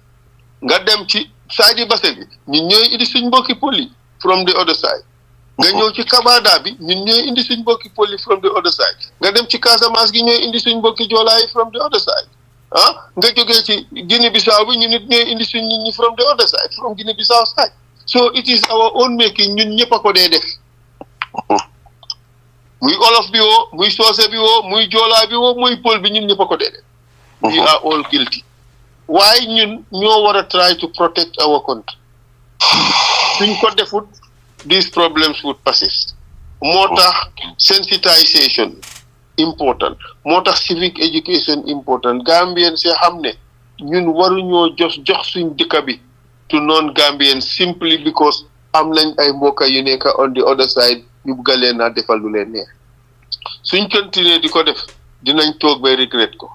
soo gisee suñ lopitaan yi am so much pressure it's also because people coming from the other side and sometimes amee suñ kayit. soo gisee Europe gi ñu bari amee suñ kayit ñooñu nekkuñ Gambians waaye Gambians ñoo leen ko jox. So we have to be honest to ourselves, and the honesty should not just be limited to electoral officers. The honesty should extend to all of us. Why? Dinañ ñaan yàlla ne dinañ def liggéey boo xam ne dina tax at least at the end of the day ñu am a better result than we had the last time. Waaye suñ ci jógu taxaw ci di nga gis ne xam nga nit ñi dañ dee talk about this 300,000 votes. su fekkee ne 300,000 foreigners ñu ngi vote suñ election boo xam ne 900,000 ñoo vote mu ngi mel ni 1/3 of the votes are foreigners. xam nga loolu is a terrible disaster. Gambians waruñoo nangu loolu happen. So we have to work on it. ñu ñëpp dañ war a diligent make sure ne only Gambians vote.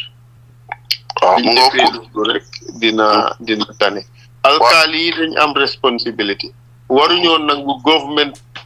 la amoon pour. I hope that satisfies your requirement. Yes, bala Alhaji Saliou di ñëw xarama gaa njëkkala du waaw li ma wax moo nekk affaire yi coalition bi ngeen a plan to do ñaata ñoo la xam naa ne dinañ la approach ñu bari waaye with Sobeya ñaata ngeen am in your basket right now with other political parties to be ñun already Sobeya already is a coalition. Okay, bul fàtte ne the registered party was APP. APP ñëw bokka Sobeya mu nekk APP-SOBEYA dañ bëggoon a register waaye ñu gis ne it is expensive process ñu ne xaaral ñu ñëw with their political organisation ñu join APP-SOBEYA am nañ Gambia Change and Reform Party ndax Gambia Reform and Change Party I don't know the ñooñu seen executive bi ñëpp including ñoom docteur Dafe ñoom docteur Keba Dafe ñoom Baboucarr Diop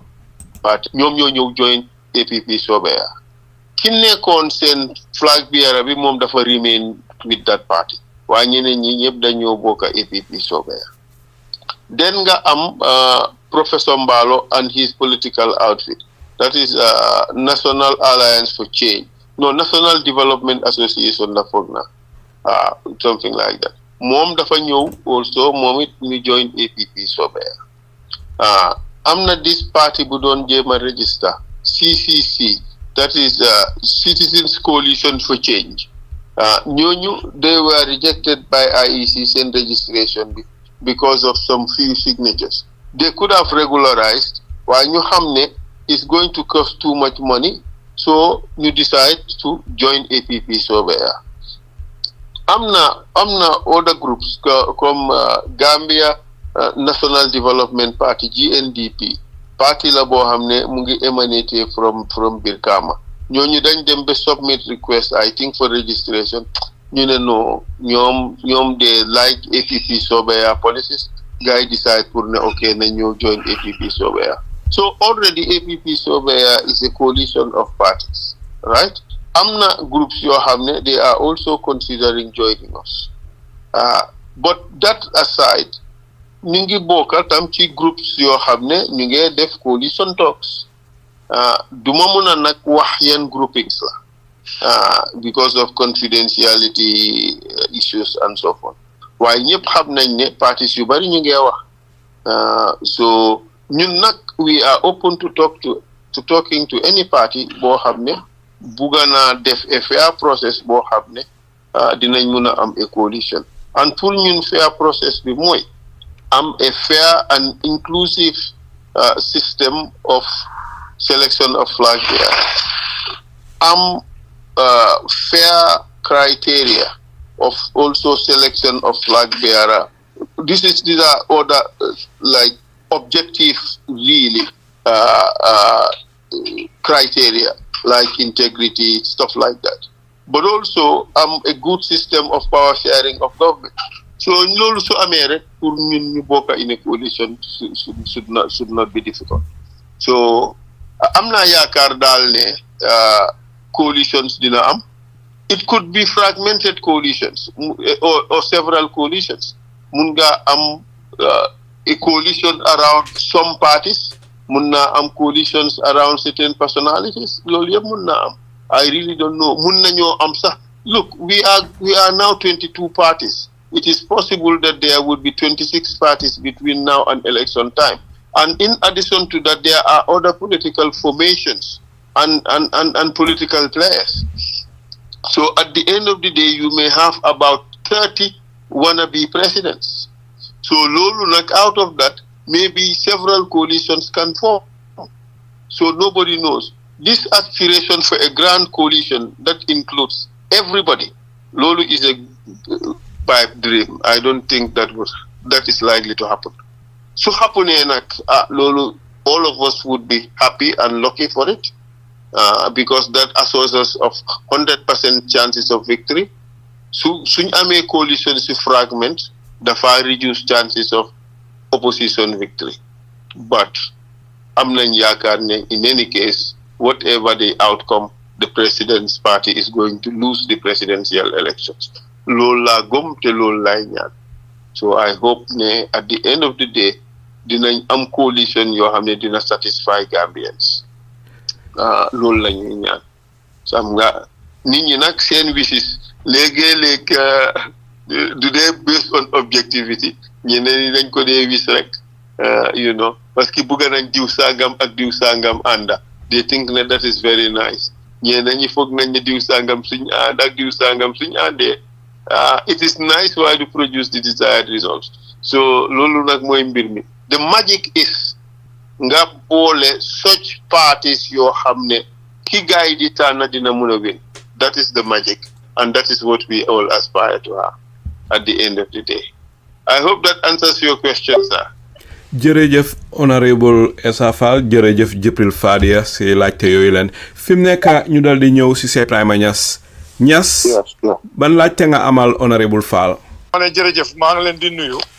yéen ñëpp di nuyu Honourable Essa Mbye Faal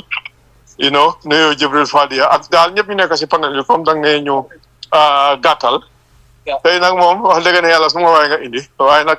notwithstanding comme que panel bi moom ku si ñëw dañ laa laaj you know dinaa ko laaj maa ngi ci yoon nag xam ma de noise bi na xaw a lifin tuuti Essa gannaaw bu ma la nuyoo you know di la gërëm sa li nga ñëw uyu si ñu fii ci askani Gambie radio ñu am si mbégte man su ma laajte rek xëy na ñaar la benn bi si jiitu mooy àdduna bi léegi ni mu tëddee is a global village comme like globalisation léegi réew yi dañoo dañ dee lëkkaloo like ay international relation léegi Gambia yo hello go ahead waaw léegi under APP-SOBEYA government yan like foreign policies dañoo def am in place ba nga xam ne Gambia réew mi dinañ ci gis seen bopp ñoom tamit dinañ ci jëriñu du nekk ànd boo xam ne benn side bi rek moom moo see am njëriñ su ma jëlee exemple comme just like di Sénégambia bridge diggante Gambia ak Sénégal la waaye li ci ëppa ñu borom xam-xam yi bari la ñu wax ne Sénégal ñoo si gën a jëriñu naan Gambia so with APP government yan policies la nga ngeen a am in place not only domestic policies international relations suñ diggante jëflante ak bitim réew pour gis ne Gambia tamit dinañ ci gis seen bopp ak doomi Gambia kilifa gi maa ngi laa nuyu bu baax a baax di kontaan ci bokkaat yow forum comme ni ma kontaanee rek pour bokka forum bi ak ñi nekk ci plateforme bi yëpp ndeysaan yéen a ngi defee fantastique job pour réew mi sa question bi nag dafa nekk question bi important waaye itam dafa nekk question bu rëy question bu yaatu pour answer ko rek in a very simple way dama laa woon ne ñun suñ foreign policy should be based on a few things non-alignment mooy suñ fundamental principle xam nga fi mu nekk lëkkaloo bi nga wax dafa important waaye fi mu nekk bu njëkka ay fanweeri at ca gannaaw world bi dafa divide on into xam nga di Western societies ak say maybe Russia USSR ak yooyu xam nga soo jamono yooyu dëkk yu bari da nga ànd ak kii mbaa nga ànd ak kali Gambia chose waxtu boobu to be non-aligned fi mu nekk àddina si is going to be polarized again between the West ak BRICS or between the West ak China. Okay, so ñun suñ policy mooy non-alignment. ñun ñu focus on li nga xam ne mooy yóbbu Gambia ci kanam. The other issue mooy also ñun yan foreign policy interest la ñoo pursue mostly trade suñ buggee génn ci situation buñ nekk ni our foreign policy should be focused on promoting trade between Gambia and foreign countries instead of a foreign policy that is based on promoting aid, because promoting aid daf ñoo taldel rek di ñu gën a dellu gannaaw. Promoting trade daf ñoo compel pour ñu liggéey ba pare gets us out of the situation. Man nag noonu laa ko gisee, but lii is not my area of specialization. su ma yàlla defoon tey président dinaa teg suma foreign policy experts seek seen guidance on this. You would realize lately many African countries ñu ngay door di jox US gannaaw di dem pro China or pro Russia. ñooñu dafa am interest bu leen ko jaral. ñun dañ war a def a similar calculation waaye man pour def li gën a yomba li nga xam ne moo gën a pragmatique mooy nga non aligned. So non aligned de daf laa jox di flexibility to deal with everybody ku ci nekk nga deal la moom on the basis of yow sa dëkka lan la mun a am. Xam nga ne foreign policy the most important mantra is there are no permanent friends, there are no permanent enemies. What you have are permanent interests. So man, I will channel Gambia's foreign policy to focus on what are the things that interest Gambia the most. So ko seetloo like suñ diggante ak Sénégal ñun it is interesting for Gambia to have the most cordial of relationships with Senegal. That is absolutely necessary parce que ñaari dëkk yëpp dañ ñiidante for our own collective development. Understand? Gis nga ni Sénégal soxlee di Sénégambia bridge ñu nit noonu lañ soxlee Sénégal's roads pour mun a export goods to other places, to Casamance, to Mali and so forth. So cooperation is absolutely key. Xam nga fraternal relations between Gambia and Senegal are important for the mutual for the development of both countries. Friendship, camaraderie, growth collaboration ñun should be our guiding principles in terms of our foreign policy. Ñun utuñ pour xuloo kenn, utuñ pour lëkkaloo kenn pour cause problème diggante keneen ak keneen. Ñun we want to treat every country with the greatest respect. We want to have friends. We should channel more our energies more on countries that we can trade with, countries that would add value to what we have, instead of being all over the place. Man noonu laa ko gisee, but like I said, this is not my area. Nit ki mënoo xam lépp. So these are things yoo xam ne dama ko submit to a group of experts ñoo xam ne they are highly qualified and experienced in this. Ñu guide ñu in the best way to deal with things for Gambia. But in this, one central issue is trade. Trade, mom, we will have to make it the center of Gambia's foreign policy. You know, especially cross-bound the movement of goods and services and people. All those things are absolutely necessary. I hope, my brother, that answers your question. waaw ma ne leer nañ yaa ngi wax ne bés bu la yàlla joxoon nguur gi da nga ko doon dénk sa nga xam ne am nañ expertise on this field waaye boo mën a sax they can answer it any better wax dëgg ne yàlla because answer is satisfying na ma.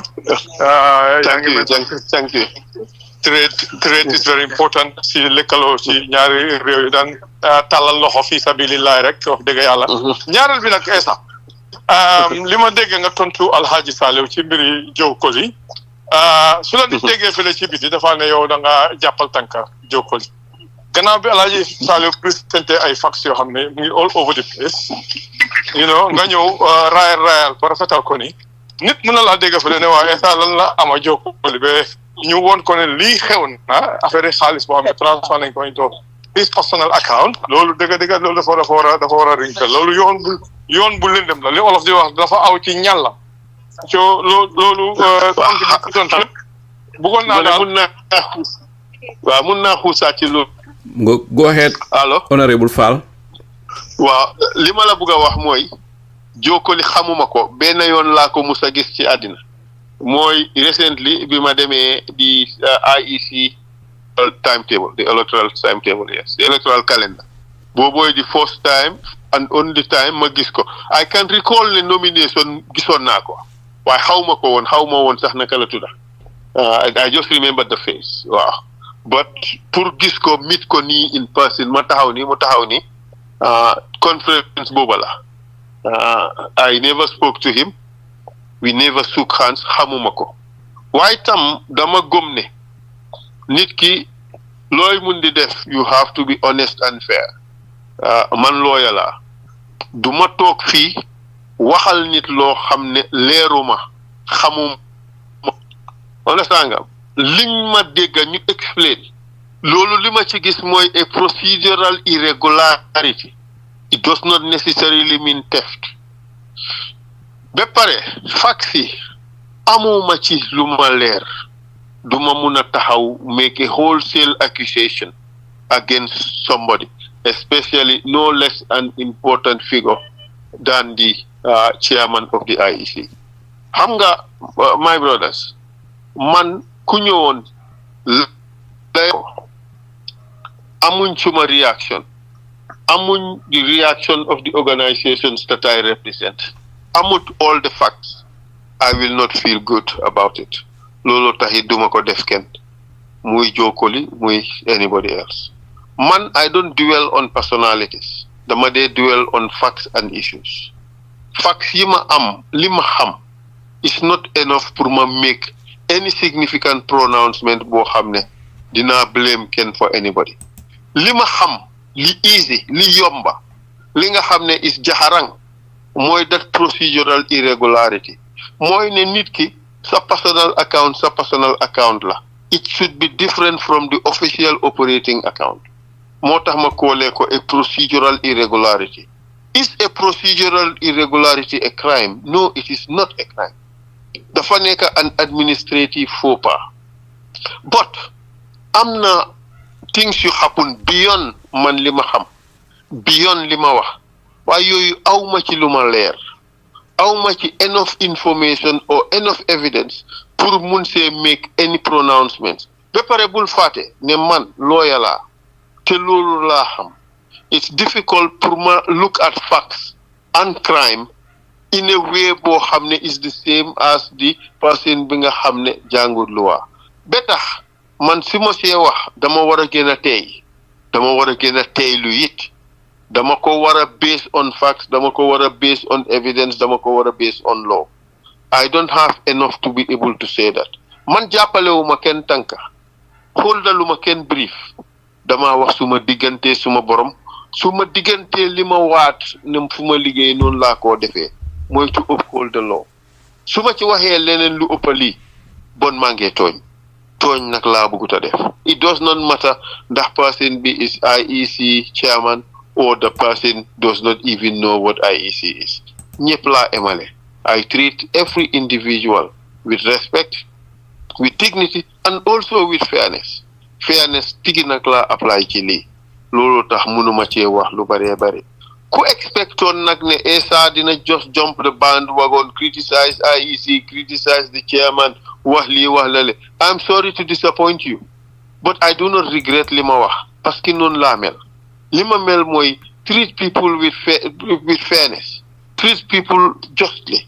Loolu laa gëm. And that is the standard also bu ma bëgg nit ñi treaté ma. I cannot do otherwise ba pare expect nit ñi to treat me fairly, with respect and with dignity. Du mun a am. So moo tax in this particular occasion and in every other occasion ma jëlee ko ni ma ko jëlee nii. Dama wax lu ma xam. Li ma wax dama ko wéer ci facts. Dama ko wéer ci loi. Su ma ko xamuma ko ngeen jégal ma. I hope that answers your question. jërëjëf Honourable Fall si tontu yi jërëjëf Cheikh Ibrahima Niass si laajte yi fi mu nekk ñu dal di ñëw si Mr Dudu Ndaw. Mr Ndaw ban laajte nga amal Honourable Essa Faal. Hello, salaamaaleykum askani Gambia radio maa ngi leen di nekk seen tur ak seen santa di nuyu déglukat yi yëpp di nuyu gas bi Honourable Essa Mbye Faal ne xam na ne tey moom suñ bés la comme ne ci rajo bi ak tax li ñoo wax celebration birthday xat na lool waaye mënuñoo ñàkk a ñëw nag ci rajo bi ndax Honourable Faal bu teewee fanaa su ñëw duñ def justice Faal ñu ngi laa nuyu di la dalal di wax rek ne quick question si ma am rek xam naa bi ma see njëkkee rek moo di pour li nga xam ne ñu ngi ko doon waxtaan sànq si mbiri primaries bi maa dugg si loolu laa dégg ngay wax te primaries bi mu nekk loo xam ne si 2016 teg nañu problème Brava di ba wax na ko fi 2016 primaries bi is one of the most flawed systems yu ñu sa am si Gambia bi moo ñu jox tey président Adama Barrow. Primaries of course from the electoral college process la so process boobu noonu yow soo doon wax ne dañu war a dem primaries indi Gambia pour war a select a flag bearer in what form of primaries nga wax because primaries is meant to be for parties inner parties not external parties so ban modality nga doon xalaat ne primaries would be the solution to select the leader if in case Gambians say okay we go for primaries suñ bàyyee party led by the other aspect which is selecting the best from ability qualification and all that which can be there or ñu dem si primaries bi question boobu mooy woon sama first question Honourable Fall balaa maa ñëw si beneen. Thank you very much Judu jërëjëf question bi answer naa ko partly primaries is not only limited necessarily to internals but even su fekkee ne da nga ko jàppee ne it's an internal party process we can still have primaries with many parties yoo xam ne ñoo nañ decide to join together in a coalition so su boobaa coalition bi moo nekk a single entity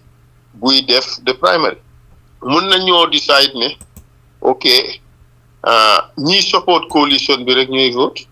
waaye xam nga fii amuñ party membership registers exactly so it will be difficult pour assess loolu waaye di nga gis ne am na dëkk yoo xam ne dañ open primary anybody can vote mun nañoo def noonu mu am open primary o ñu ne every participating party comme ni ko gars yi defee woon rek nañ indi a number of people xam nga the last time the numbers were low waaye apparently even with the low numbers am na candidates yoo xam ne dégg naa rek laay mun a wax am na candidates yoo xam ne sax dañ leen abal delegates. jërëjëf loolu foofu laa doon bëgg a ñëw sax waaye Honourable even if it is an open primary rather than a closed primary or semi-closed open boobu noonu Gambian voters yëpp across the region loolu tam dina nekk disadvantage ne su fekkee ne ku jógee North Bank la example a candidate of 3-4 people going to the primaries the person from North Bank may be having more votes than the person from Banjul dafa disadvantageous again in that aspect so su fekkee da nga ko jëlee ne primaries bi dafa dem si ne ok koo xam ne mu jógee for example West Coast la so that candidate of West Coast tend to have more votes than the one from KMC example so loolu tax may wax ne the primaries the act of primaries ni ñu ko mën a defee xanaa independent people ñu toog ñoom leen ñu def a vote waaye pour nga indi bañ laa war a abal wala nga dem sa regional people wala sa tribe people then loolu ba tey daf koo flooloo loolu tax maa wax loolu soo xamul li si xalaat but I agree with you moo tax ma ne la there is no right or wrong answer affaire yi depends on what the parties concerned are prepared to accept but there are few factors that should be taken into account mooy ne process bi suñ ko defee ba pare ndax dinañuy jox a near accurate result as to the mood of the country kan la nit ñi bëgg ndax process bi dafa expensive su fekkee process bi dafa expensive duñ ko mën a def. Thank you. No, comme nga understand naa jërëjëf. ndax process bi question. waaw dama ci beneen question. Yes, thank you. waaw jërëjëf. So beneen question bi mooy proof of theft of election bi. Last time be 2021 I was in the room when you entered with Honourable Maurice Sok and Honourable Kande. I was part of his delegation ak ñeneen ñu fa nekkoon ñu dem fekk Honourable Dabo. In fact because of Honourable Dabo Tankandi when you are the one who called Kande in my presence ne Tankandi dafa am problem so we need to go dry and we drove in there so foofu lañ di ka agréé foofu lañ di ka waxee ne the election was fraud so why yet and I think you rightly say that today ne of course it was fraud. Why proof si comme suma colleague wax na ko earlier. So now fooguloo for the sake of li nga xam ne ñu ngi ko gis ñu ngi ñëw because sàcc buy sàcc di jóg rek sàcc dafa xalaat nu moo sàcc jee te sàcc so te loolu gis nañ tànk yi jéego yi nga xam ne ñu ngi koo jël ba si dëkk bi tey maa ngi fi ak yow ID card sa nit ki mënu ko fee am tey da ngaa fee ñu jox la receipt anybody can pay ñu jox la receipt soo amee ID card mun nga am voters card so loolu foofu lañ toll fu nekk nii Gambians don't have ID card even those in Mauritania and other places sax receipt lañ leen a jox ñu ñëw issue leen when the time comes te loolu mu ñu ngay gis ne lu moo gën a jege élection bi mu ngay gën a deprive suñ doomi ndaw yi xale yi duñ am ñi nga xam ne amuñu woon duñ am te duñ amut xale yi dinañ leen jël time pour ñu def uti voters card or any other identity through the alcalos and others xale yi amuñ jot boobu sax so and that goes to their advantage so now yéen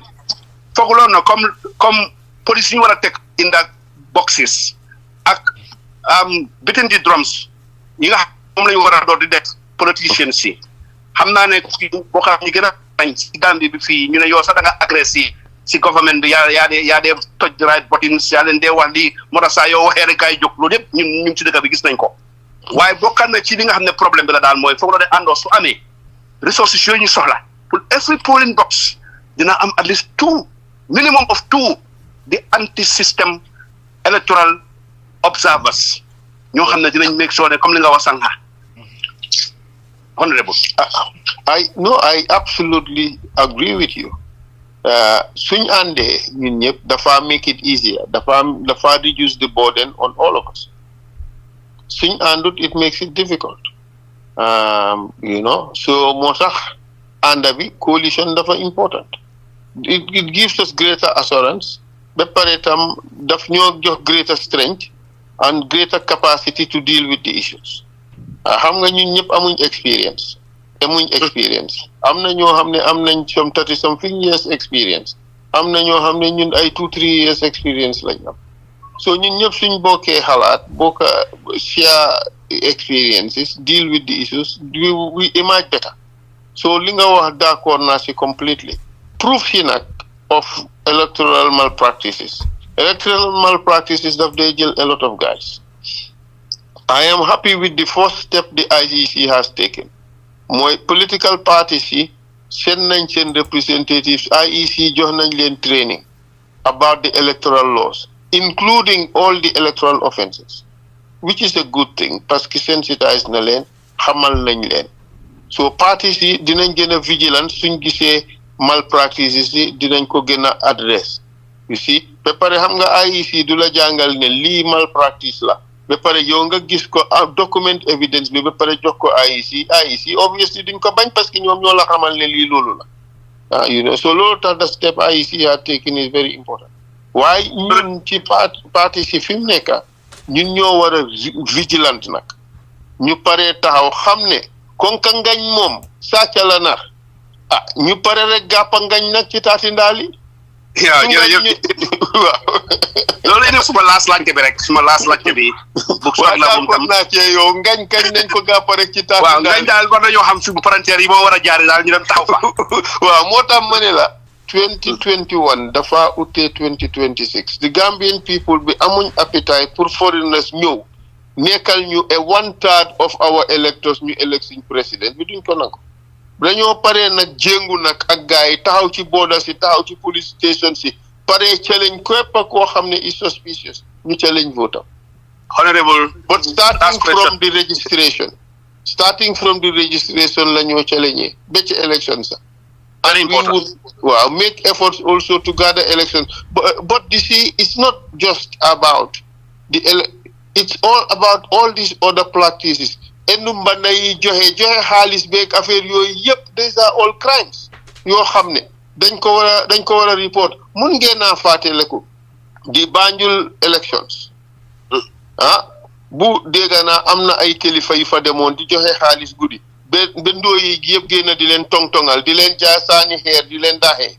yeah xam nga ne they failed their candidate lost Yes. li ko waral mooy waa Banjul dañ taxaw ne suñ élections kenn du ko jaay kenn du ko jënd it. Very correct. waaw suñ defee lu mel noonu in several parts of the country rek affaire bi jeex soo ngañ du mën a sàcc affaire bi. Honourable. ba pare ngañ ci comité ay crimes ngañ oo yi leen arrest soo fi mu nekk dañ war a pare. jërëjëf. fu mu doon nañ doy na nag dëgg jërëjëf. Adama last question bi rek balaa time bi di dem. suma last question bi honourable maa ngi ko indi ci coalition building ndax numbers more matter in any election and elections is the machinery of every democracy as you know. te leadership am na lu ma mis. waaw ma ne suma third question bi maa ngi ko indi mooy third and the last question maa ngi ko indi. si coalition building. te ku nekk xam na ne election is numbers te numbers counts in any election. And election is the machinery of every democracy. The leadership moo tax ne ñu dem election credibility integrity beeg all the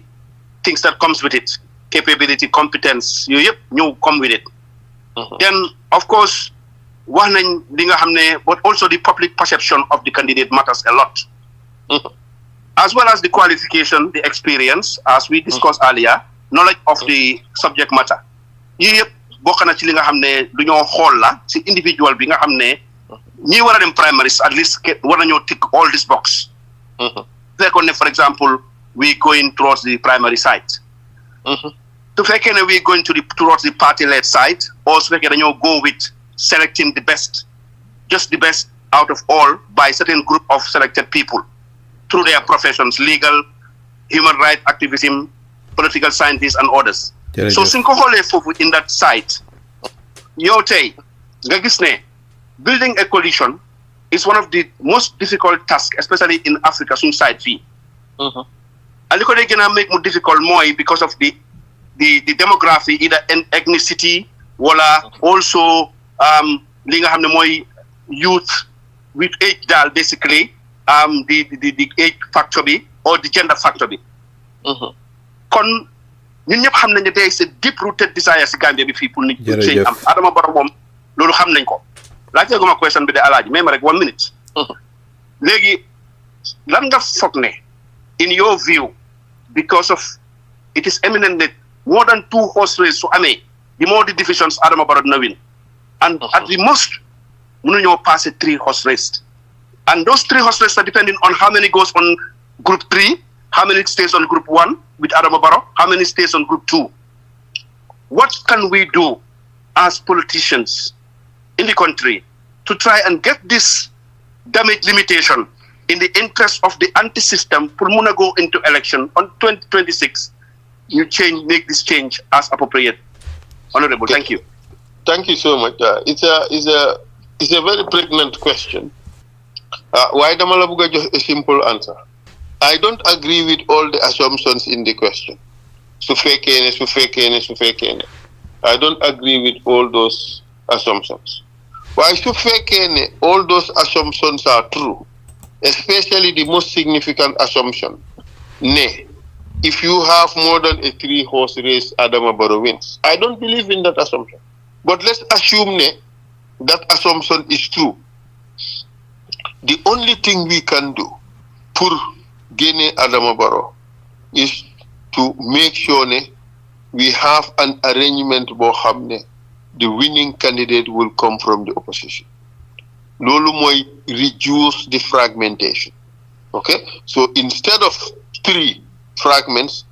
you make sure that we don't have more than 2 fragments. Understand? But we need to have empirical evidence of that pour ñu mëna make that calculation.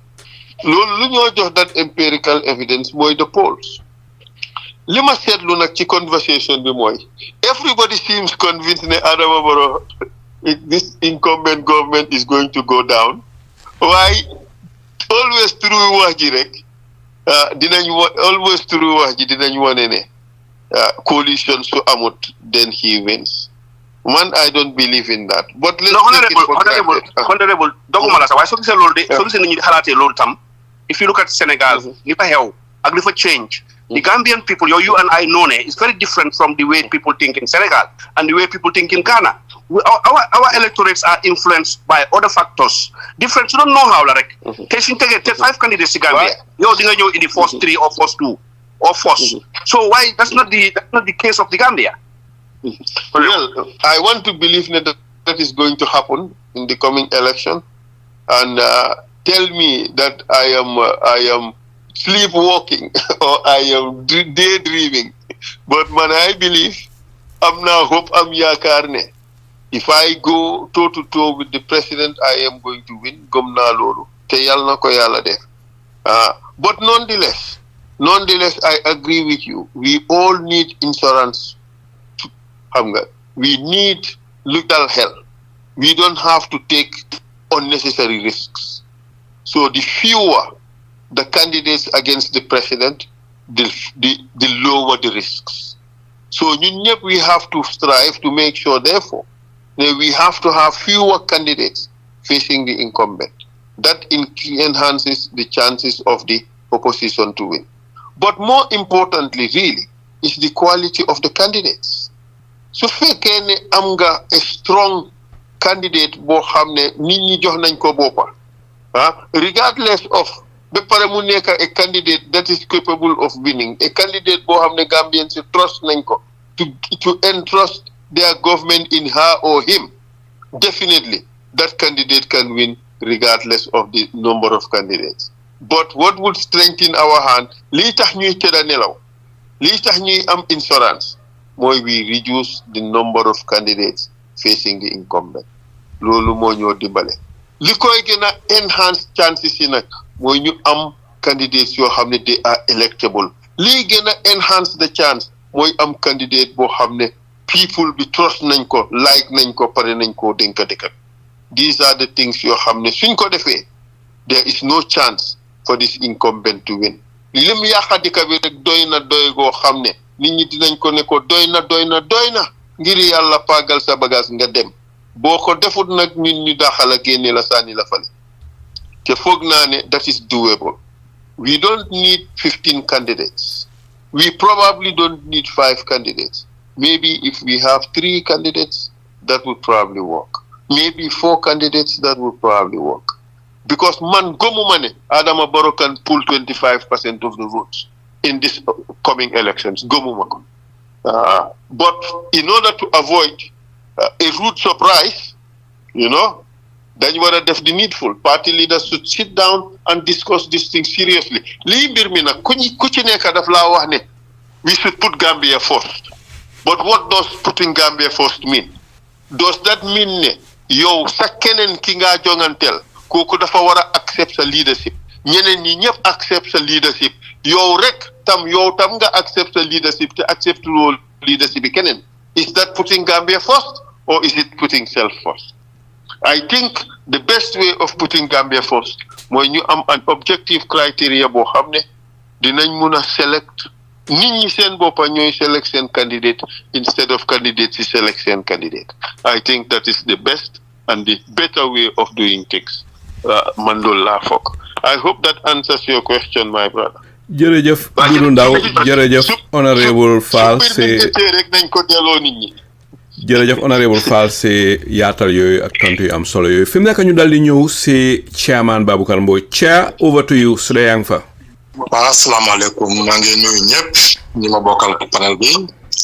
di nuyu suñu gan gi Essa Honourable Essa, because I'm so used to Essa ba nga xam ne pour wax leneen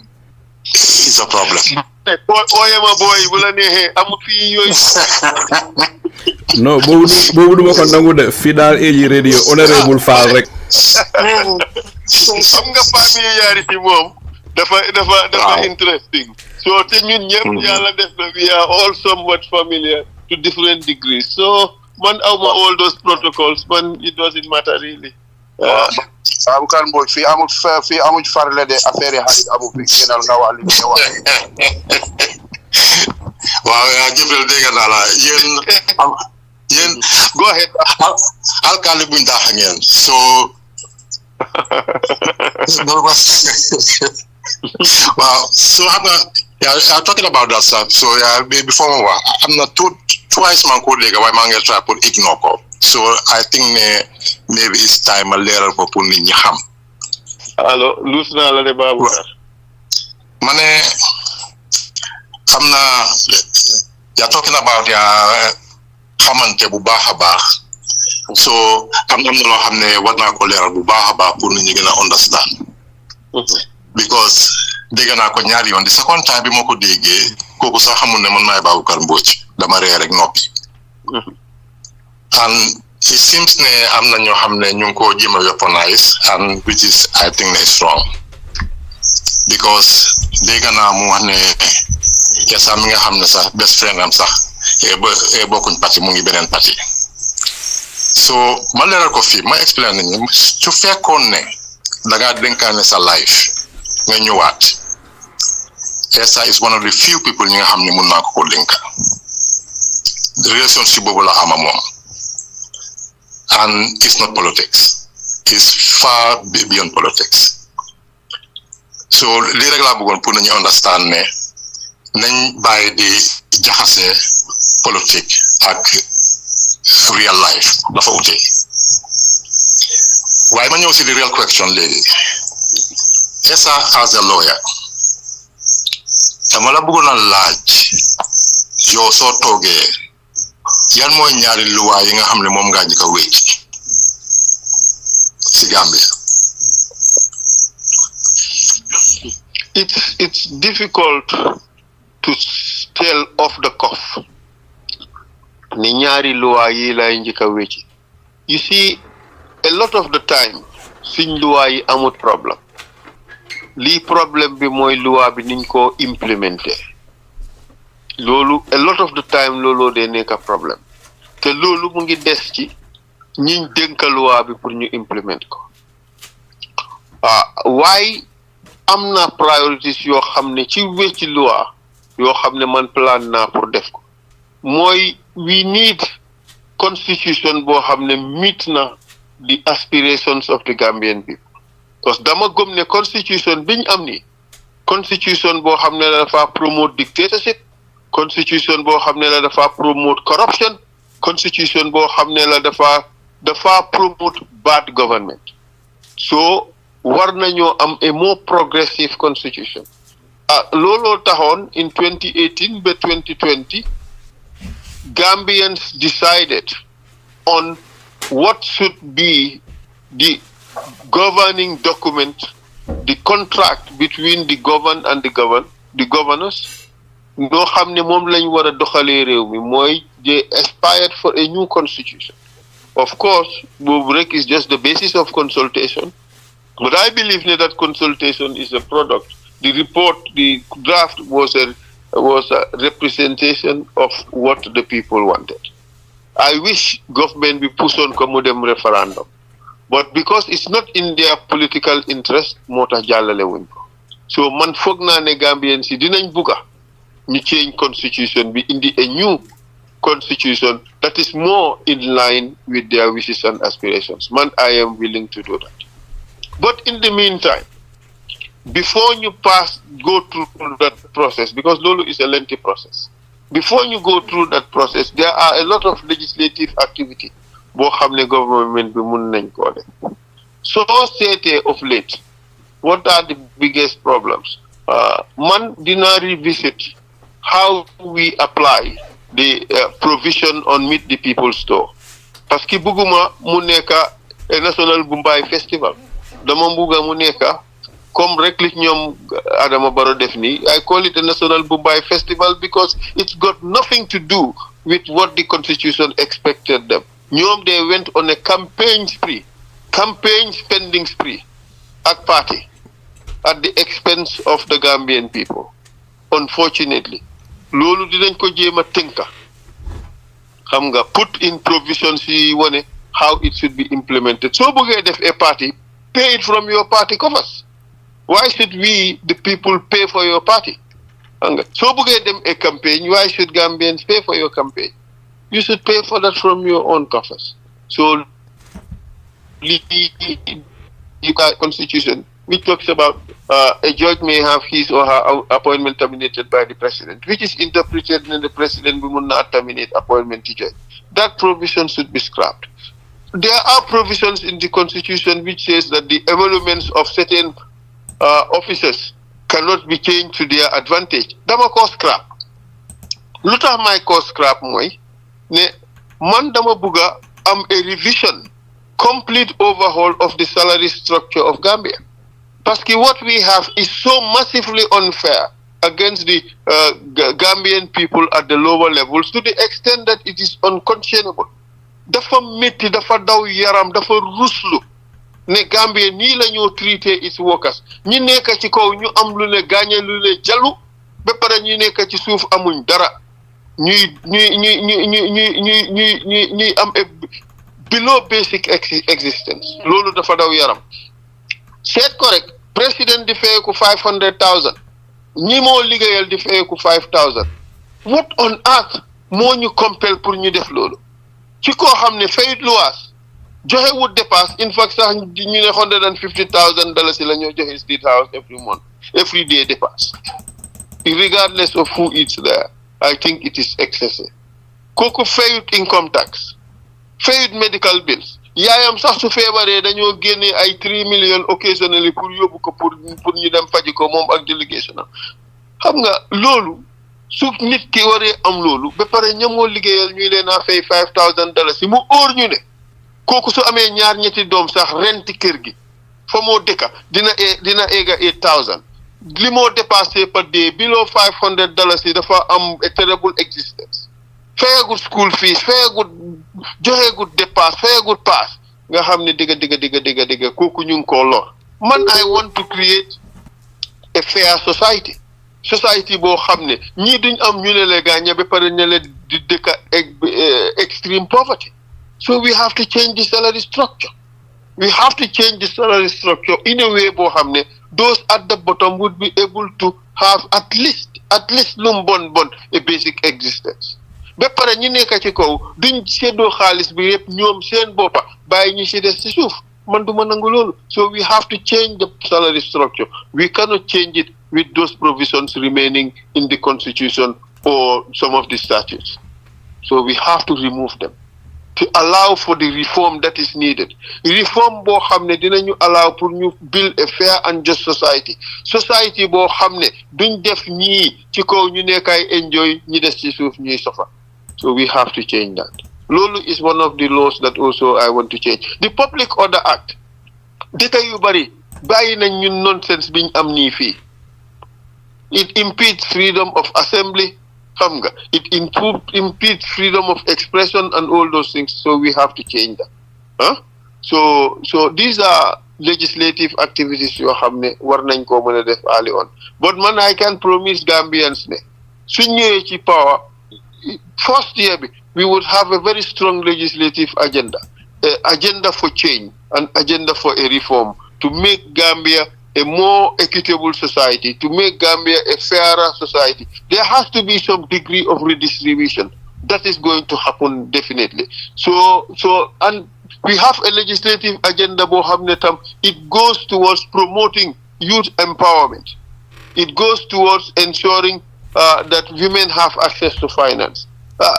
Buguma discuss all our programs at this stage. Sumako defé rek karta gi jaxaso xam nga gaay dañ ñu dé copy torop so bugatuma ci wax lu bari. But I hope that will answers your question as to our legislative agenda. Be rest assured it's going to be xam nga man yalla def na. This is also an area I am passionate about, but also an area I have been trained. Remember, acting Parliamentary Council of Gambia for 1 year. I am responsible for drafting the laws of the country. So, and I have a master's degree in legislative drafting. So this is an area at least it's an area I can lead it and champion it together with the Ministry of Justice and come up with something that is really brilliant for them. So di ñaan yàlla rek yàlla mutale ko yàlla dénka ñu réew mi su ko defee ñu defal dëkk bi liggéey bul fàtte tam ne TRRC bi def na important recommendations yoo xam ne am na a legislative agenda am na laws yoo xam ne dañ leen war a scrap am nañ laws yoo xam ne dañ leen war a reform am na new laws yoo xam ne dañ leen war a indi. That legislative agenda alone is something that I am prepared to lead and champion. To implement the TRRC recommendations. There's a lot of work to do, my brother. Look at the prison. The act we operate on, some of it is based on 1957 laws. So my brother, even the whole concept of a prison, what it was in 1957 and what it is today are so completely different. So we have to change. We have to reform. You understand? So there's a lot of legislative work to do, to be quite candid. But man, I want to be a government that will govern on the basis of laws. So Koku did not focus really on ensuring that we have the right and proper laws. So I hope that answers your question, Babuka. Wow, answers my question. I'm really satisfied about it. Why I'm on a follow-up question, Mohammed. Li nga wax ne prison laws yi yooyu moom man am na yoo xam ne fekkee naa ko sax because gaa ñu ñëw ne jigéen mënut a dugg si prison bi seeti nit soo sole tubéy kon nga xool malaan boobu moom tabax ma ko rek man maa ko fekkee waaye olu malaan ak sol tubéy lu si utaale another one mooy corporal punishment is allowed. dañ ko bañ sax ba am fa ay malaan yoo xam ne soo indiwul malaan ñoom dañ la xabaar non xam nga it's funny waaye man maa ko fekkee kenn waxuma ko de man dama ko fekkee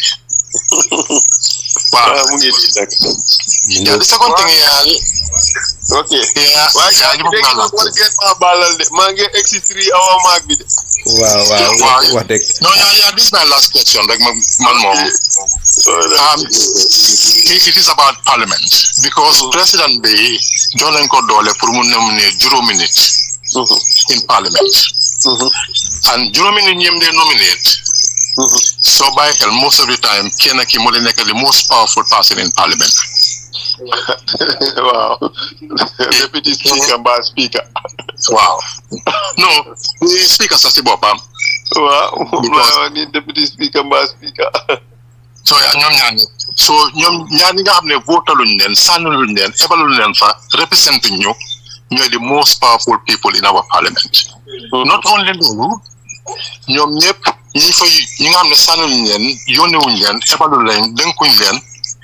santuñ leen dara ñoom su ñooy vote pour liggéey pour Gambia dañoo vote ndax loi boobu war naa am. Dafa am two important things. One is legitimacy and the other is legality. It is legal, it is lawful, but it's not legitimate. Parce que it runs contrary to our democratic values. So initially, the issue of nominated members, the rationale mooy woon ne président bi dina nominate members yoo xam ne dinañ represent particular interests ba pare dinañ enhance the quality of the debate in parliament, bring in new and fresh ideas. Okay, ba pare certain groups yoo xam ne without the nominations duñ doon mën a am representations. That was the rationale, the raison d'être behind all this. But suñ nguur yi obviously niñ ko use mooy to do some padding to enhance the support base of the so yow soo defee loolu it defeats the purpose. So more is ndax Gambian si bugga nañ lii bugga nañ this issue of nominated members boo xam ne it is just there to of support of the president in parliament, and this is something question boo xam ne Gambian people bi ñoo ko war a ansal seen boppa. So suñ amee a referendum and a new constitution, perhaps that question could be answered by the people. Waaye man foog naa ne waaye di nga gis ne a lot of the things that go wrong in Gambia it's not ne loi bi moo bon, it is the way the law is implemented. Loolu moo bon. So better nag to avoid lii mooy dañoo am pour reduce the discretion of the people in power. So suñu amee constitution boo xam ne dafa bridle, dafa curtail, dafa tënka the powers of the authorities, loolu moo ñoo gën a dimbale. Xam nga looloo tax President Barrow bañ a support the 2020 draft, because dafa gëm ne 2020 draft bi dafa wàññi power si président. But su fekkee ne draft boobu is born out of consultation with the people, mu ngi mel ni nit ñi dañ bëgg a di powers of the president. But clearly also the powers of the president in the 1997 constitution ni mu bare looloo tax ñu am liñ amoon between 1997 and 2020 between 1997 and 2016. su fekkoon ne lépp jaar na yoon loi bi joxewul président bi that excess power ni kon duñ doon egga fiñ egga nii. So excess power, gain power corrupts, and absolute power corrupts absolutely. So Jammeh had absolute power, almost absolute power, and we saw the results. Barrow has the same thing. He refused to have it reduced. Lolo tax mu jox ñu either a Jammeh constitution, dictatorship, or a Barrow constitution, excess power. So because bëgguñ either, moo tax ñu stay in this current difficult situation. jërëjëf honorable Fall fi mu nekk ñu dal di ñëw si Bura nga jël ko briefly rek ko honorable Fall xal naa sonna fi mu nekk so Bura go ahead su ko defee bu Bura laajtee rek su ko fi ñu may honorable Fall mu joxe di final statement rek ko fi ñu dal di tëj Bura go ahead. jërëjëf Alaye Sallu honorable Fall nuyooti naa ko waaye Alaye Sallu dinaa ñëw si follow up question yow boo ko laajoon nga ko si fi coalition agreement bi wax na la ne dinañ defar MOU based on honesty, wax na competency, wax na loolu yëpp waaye li ko Mbodj mujjee laaj ni loolu gën naa dëgëral ne ku win tamit 1997 constitution bi nga faa fekk te loolu kenn mënut a yóbbu kenn court su fekkee ne kooku dafa dishonest after everything ba bugg a continuer dafa mel ni dinañ dugaat si lii ñu dugal so moo tax dafa am li ma bugg a indi sa attention honorable Fall mooy fooguloo ne comme right now maa ngi dégg yaa ngi wax sa programme doy gis naa seen programme bi UDP tamit gis naa seen programme bi yéen ñi nga xam ne am ngeen programme soo ko xoolee bu baax seen programme si li si uppa yéenay dina am fuñ bokkante dina am fuñ dajee te ñaaka soo gisee waxtaan bi di am seen biir dafa mel ni ba léegi óoluwante des na fa mooy afta nit mun naa jël yow nga indi leneen lu nga xam ne moom agriwu si daaxa am so moo tax ma bëgg laa indil ñaari solution nga xalaat si mooy benn yéen ñi nga xam ne am ngeen programme ngeen toog agreement bi ngeen a def mu based on seen programme si fan la mbukkante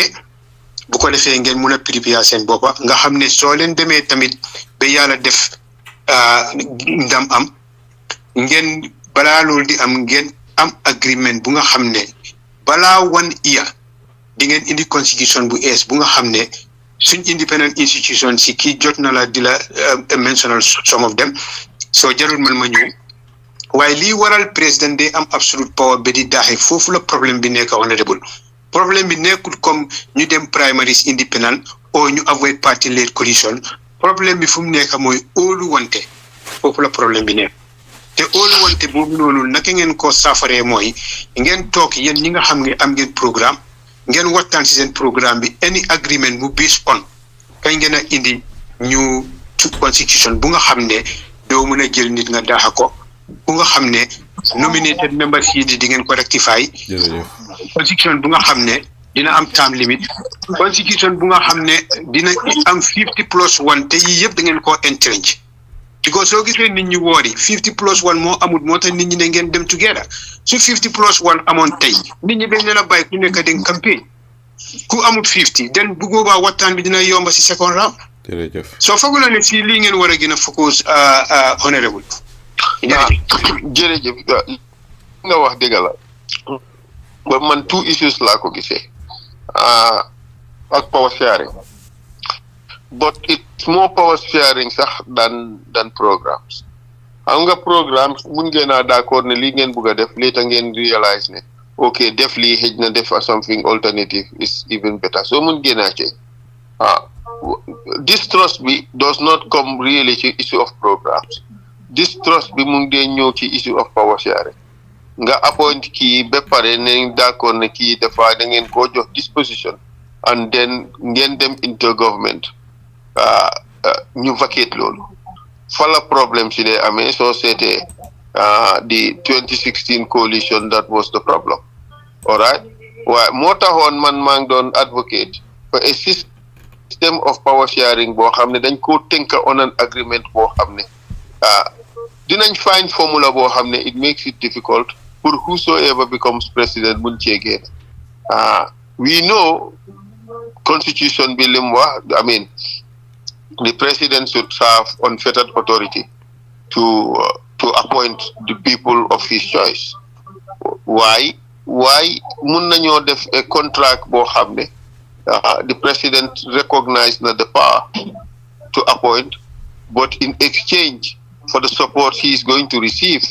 from these parties he has agreed to appoint persons nominated by I have a formula in mind boo xam ne I think it would work so ñun our idea mooy ne parties that are coming into the coalition should have the chance to share in the power okay so naka la ñoo déterminer loolu mooy ñu am pots of power yoo xam ne moom la ñoo share around each party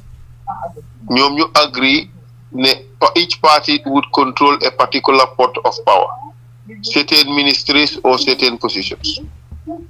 ne the leader of that party moom mooy nominate ki president bi mooy nominate candidates out of whom president bi appoint so even su president bi daaxee ku fa nekka because mënuñoo liggéey party bi control that pot of power would nominate candidates out of whom the president would appoint suñ defee loolu jaama dafa ne ñooy at least president bi su mënut a liggéey kii mun na liggéey ak su ko defee affaire bi su daaxee kii sax replacement bi would still go back to the party that control that pool of power. I think that is something that could work.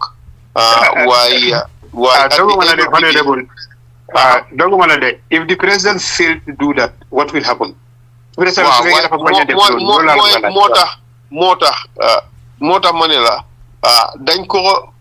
these are things that have not been tested. I don't know where they have been tested. Why Mota Manila dañ ko def a contract boo xam ne dafa mel ni a system of running mate. We draw from that example and we write that into a contract. Understand? So mu nekk provision soo xam ne dafa in fact reinforce or strengthen what is in the constitution and would not go contrary to what is in the constitution. But like I said, this is going to be novel in my view, in my base of my limited knowledge. And we should be prepared to have that document registered. And if necessary, take it to court if the president wants to renege from it. Because Bulfatene, the president's election was based on the support being received from these other parties. So Mungimel, the election of the president also includes like the arrangement that his support that the support he gets from these other parties would result in the president also honoring the agreements that he made. I don't know what is going to be the legal consequence. Nakalago Supreme Court the interpreter. But man, I believe in drawing from this system of running mate, it should be possible for these power sharing arrangements to be made. And so fake agreement between FADEF, so fake there's failure to comply with this, then there be re-elections. So this is possible. I don't know whether it would work, but I think this is a formula for Hamneman. I am prepared to take a risk on. More than get them blindly in a government. There is no assurance. I want to believe if you sign up on this, it would reinforce the confidence and the trust. Binga hamne mom la nit ñi soxla. Waaye gañ ñi da ngeen ma balal nak. Waaw Honourable Fall fi nekk yaaga neen fi ñu fi 3.5 hours ñu may la rek nga dal di tagato ak déglukat yi. Just di wax Gambian si rek ne kontaan naa for this opportunity to discuss the issue of coalitions. It's not so easy. Sometimes we get it right, sometimes we don't. But I do hope this time round, dinañ ko am right. But for us to get it right, Gambians have to be patient with the political parties and the leaders, but insist on certain important principles. We are not here to anoint anyone. We are not here to reward anyone. We are here to find what is best for Gambia, what is in the best interest of Gambia. To come up with a formula about Hamne, we would ensure fairness. There would be a process, fair process for Hamne. Parties would select their leaders. A process for Hamne did not produce what Gambians want to see. A leader that is capable of winning, a leader that is capable of changing, a leader for Gambians, the kind of governments that the Gambians yearn for. I do hope ñun as APP-SOBEYA, we will play the role that is expected of us. And we hope that at the end of the day, if that produces us as lead candidate, Alhamdulillah Rabbil Alamin. If it doesn't also, for as long as the process is fair and credible, we are prepared to go ahead with it. Why di ñaan yàlla rek ne Gambians yëpp dinañ taxaw pare pour ensure am nañ a credible and fair elections. Election boo xam ne ñun suñ boppa dañ ko police suñ boppa in addition to the activities of the political parties to ensure we have a fair and credible elections. IEC duñ mën a def lépp ñun fuñ jaar support leen how by ensuring anything that we have boo xam ne dina taint the credibility of the elections ñu génnee ko present ko make sure some action is taken to ensure things that are wrong would be corrected. Thank everybody and hope yéen ñëpp di ngeen jox APP-SOBEYA seen support. Among parties that can deliver, we believe we can deliver very well. We believe we are the solution to Gambia's problems, even though there are others who can claim the same. We believe that we are committed and ready and prepared to work assiduously every day to take Gambia forward, to bring out the best for Gambia, to ensure the Gambians live better and live in a fairer and better society. So di ñaan yàlla nag ngeen am the confidence in us all little bit ci ñun to give us your support. So leen ñu jàppalee di bale ñu rek bu soobee yàlla ndam li ñoo ut dinañ ko am. Jërë ngeen jëf wasalaam kontaan naa pour ñëw ci plateforme bi. Jërë ngeen jëf. Thank you so very much. Cheers. Bye-bye. Honourable Essa Faal ñu ngi lay gërëm si sa waxtu di la gërëm si lépp loo xam ne joxe nga ko fii si jàngat yi nga xam ne moom nga wax tey ñu ngi lay gërëm bu baax a baax waaye bala ñoo tëj rek ma dal di delluwaat si AG panel bi du ñàkk kenn ku nekk am na lu mu bugg a wax naka la gisee lépp loo xam ne Honourable Fall wax na ko fii ma dal di ko tàmbalee rek si Cheikh Ibrahima Niass yaa Cheikh naka nga gisee li nga xam ne moom la Honourable Fall wax. waaw jërëjëf Alhaji Saliou wax dëgg na yàlla di gërëm Essa di ko sant bu baax a baax despite his busy schedule bàyyi na time jox ñu 3 hours ñoo waxtaan askani Gambia. Okay, 3.5 la ñu jox de 3.5 hours. 3.5 macha allah loolu foo gërëm nañ ko sant ne dégg na yaa man sax bëggoon naa ko dollil waaye yërëm naa ko parce que moom ndekete moom moo taalif décret number 1 bi jox Yaya Jammeh autorité ndekete moo ko def waaye gërëm rek sant rek di ñaan jox gaa yi daje rek next week incha allah rabbi any other day buñ fi ñëwaatee rek ak beneen ges yal na fekk ñëpp ci wér ak tal di ko ñaanal moom Essa tey dinaa feeñal fi ne waa askani Gambia man APP-SOBEYA la bokk xam na xamal nga last 2 weeks ago laa ko door a xam yaa ko feeñaloon fii de moo tax gëtanu ma Essa tey jërëjëf Cheikh Ibrahima Niass bala maa ñëw si Bura yow yaay tëj waxtaan bi ma dal di ñëw rek si Chair. waaw Alhaji Saliou waxtaan bi jaar na yoon tey waaye xam nga everybody knows about man ma Essa ni mel so moo tax su ma waxee lu bari nit ñi nañu wax ne dama koo farleel su ma waxut yaa nit ñi ne dama koo against So it's a very complicated situation, and why I can assure Gambians, even though Bokun party, Munna assure everybody, Sulu Suma party, Essa is capable of running this country.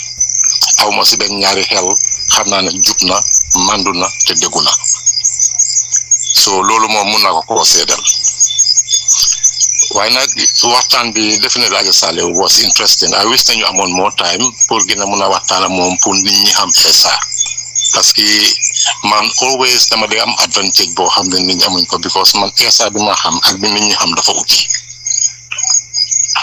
Man bi ma xam Essa ñun ñëpp nga nekk xalé di dem primary school. Ndeysaan. Waaw so xam nga ne kooku moom xam nga ko bu baax a baax. Yeah, li ma bëgg nit ñi rek ñu xam ne nañ bàyyi di personalize things when it comes to politics. Ñu xam ne politique njëriñ askan bi la dëkk bi loolu rek moom lañu war a gis ak policies nothing else. Nit ki moom ni mel caractère am nañ ko tegee boor unless and until mu nekk ne dafa xam dëkk bi waaye comme li Essa wax moom du politique boo xam ne dafa dem ci private life yi jàmbur rek yooyu ak loolu kontaan naa si trop bi ma ko déggee because man tamit politique boobu laa xam politique boobu laa miin te politique boobu laa bëgg a waa Gambie yëpp am jërëjëf Alaaji Sall. jërëjëf Thia wax dëgg Olof Njaay tàmmana di wax ne ànda bu yàggee rek dafa déggu koo xam ne kii ba nga nekk xaleel dem primary school ba léegi yéen ay ànd ba léegi sa xarit la ba léegi da ngeen a gisee da ngeen a waxtaan da ngeen a añ da ngeen a reer ànd googu ànd gu déggu la te maa ngi wéral rek li Essa wax nga dal di ko wéral fii man tam dinaa ko wéral because of politics la dafa war a rafet kàddu baati dañ war a jekka bu ne politics la rek lum neex waaye dal di wax politics tax nga saaga nit dugga si private life am loola yaa ngi foog ne yaa ngi tuutiloo ka ngay saaga wala ka ngay dugga si private life am waaye kay wax leen la xamut mooy ne uñeeku na uñu na boppam wane na nita di adeem fi mu toll ne du nit wane na ñàkka yaram wane na xalaatam gu gàtta wane na yarandekoom so da ngaa gis ne loola yépp day dellu rek si moom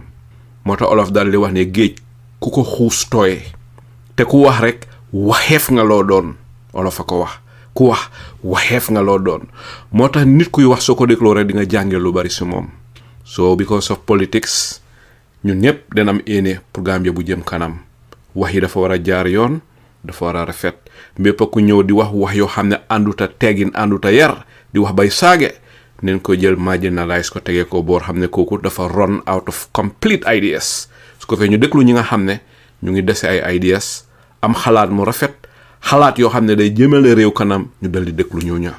loola mooy li gën a rafet fi mu nekk ñu dal di jël caabi bunti kër yi dal di jox Bura di ba Bura naka gisee overall waxtaan bi ak lépp loo xam ne Honourable Fall wax na ko fi lan moo si sa gis-gis ak sa xalaat su ko defee soo waxee ba pare ñu dal di tëj Bura. jërëjëf Alaaji Salieu Essa really man naw naa ko trop really man Essa Faal su ma ko dee déglu oo di ko seetaan especially time si TRRC bi dama dee jàng lu bare si moom dëggit ma xam ne ñun Gambia really buñ nangu suñ nit ñi ñu rëccañu bi ko xam nga nit li nga xam si loolu nga dee mun a waxtaan te soo ko xoolee fii yëpp wane na fi maturity bu nekk si moom wane na fi level am so really ñii soo leen jëlee compare na comme Adama Barrow billahi lii gàcce na ñun pour ñu war a dema Adama Barrow moo tax Gambien si ñi ay loolu mooy dëgg because fi ni woon Adama Barrow ñun yëpp ñu ko dégg li moo wax duñ benn level yi du benn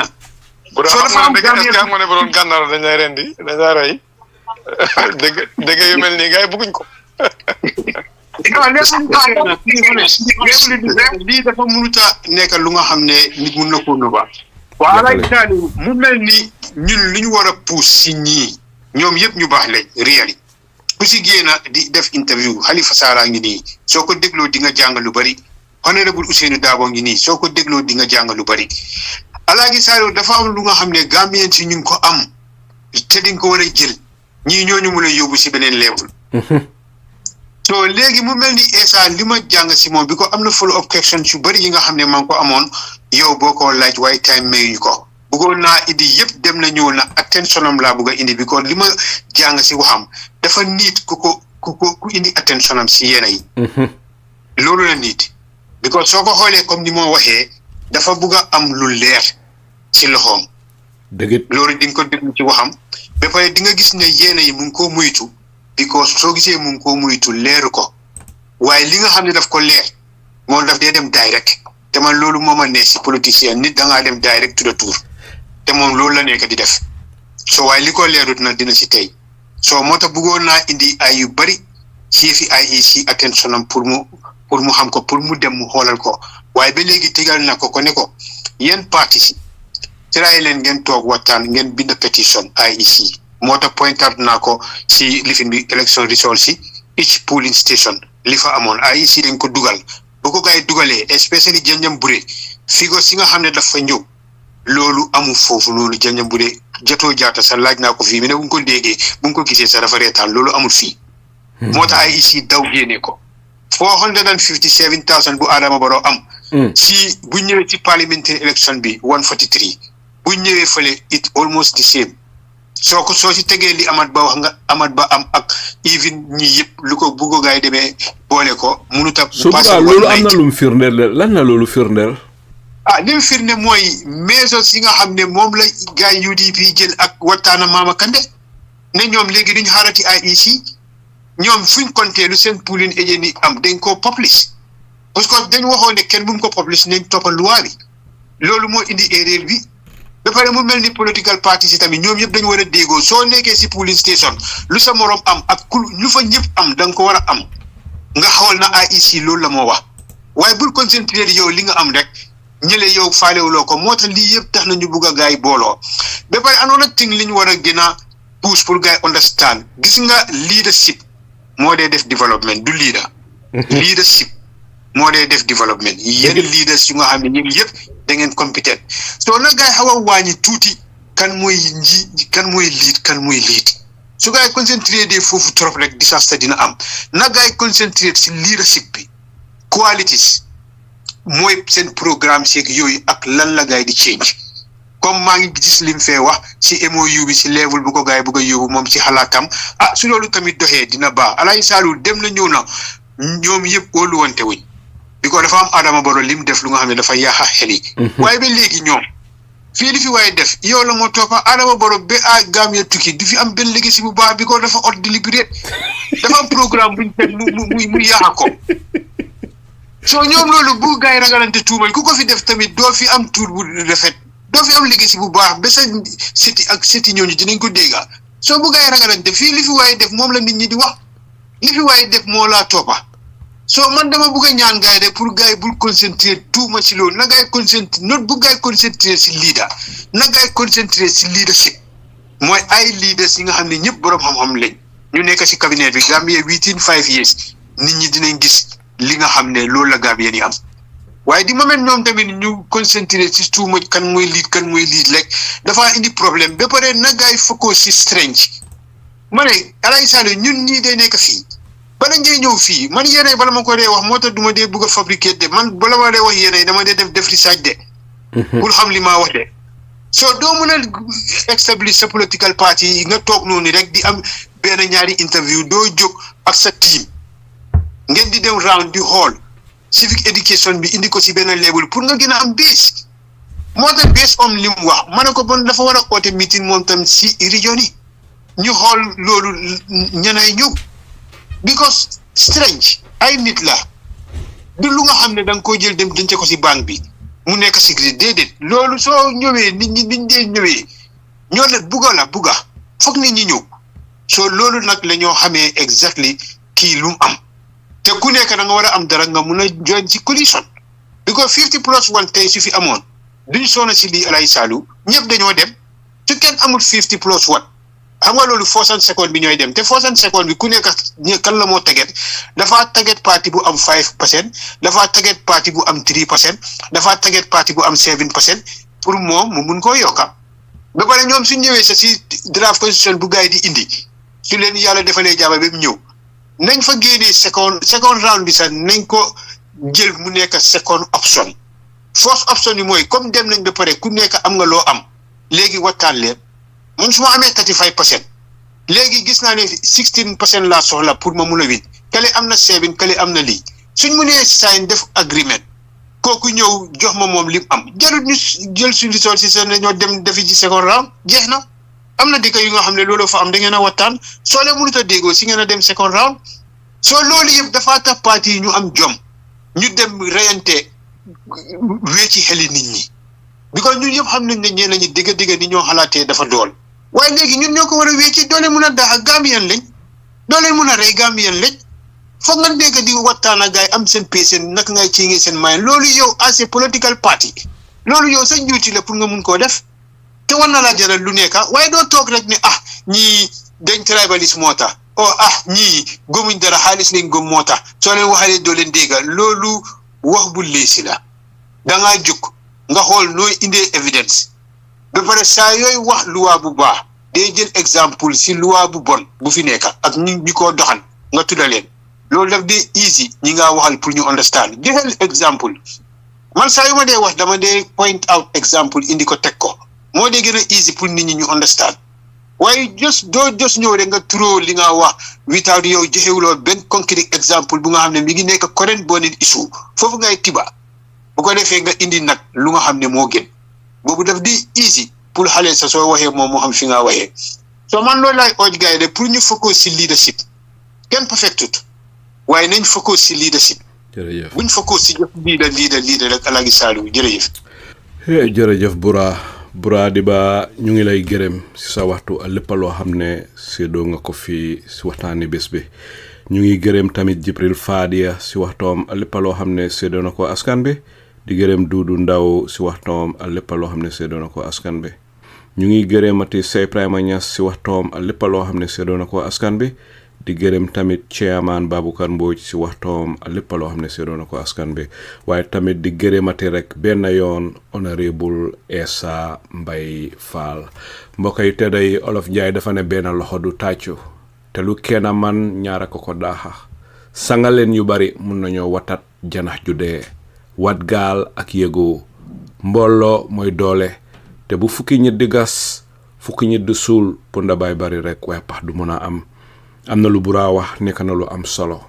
leadership mooy lin war a góofo mooy lin war a target waaye du leader ak leadership du benn leader kenn rek la leadership mbooloo la te mbooloo mu ëpp doole nit Olof wax na ne mbooloo mooy doole ba tax na mbépp coalition boo xam ne ñu ngi koo fom wala saa yoo xamee ne toog neen pour waxtaan mbiri coalition baax na political leader si dal di xam ne utun leadership moom la ñoo ut waaye boo leen nekkee leadership da ngeen nekk mbooloo te mbooloo ni mbooloo mi gën a bare rek ngeen a gën a amee doole su ko defee ngeen mun a am coalition bu takarnaase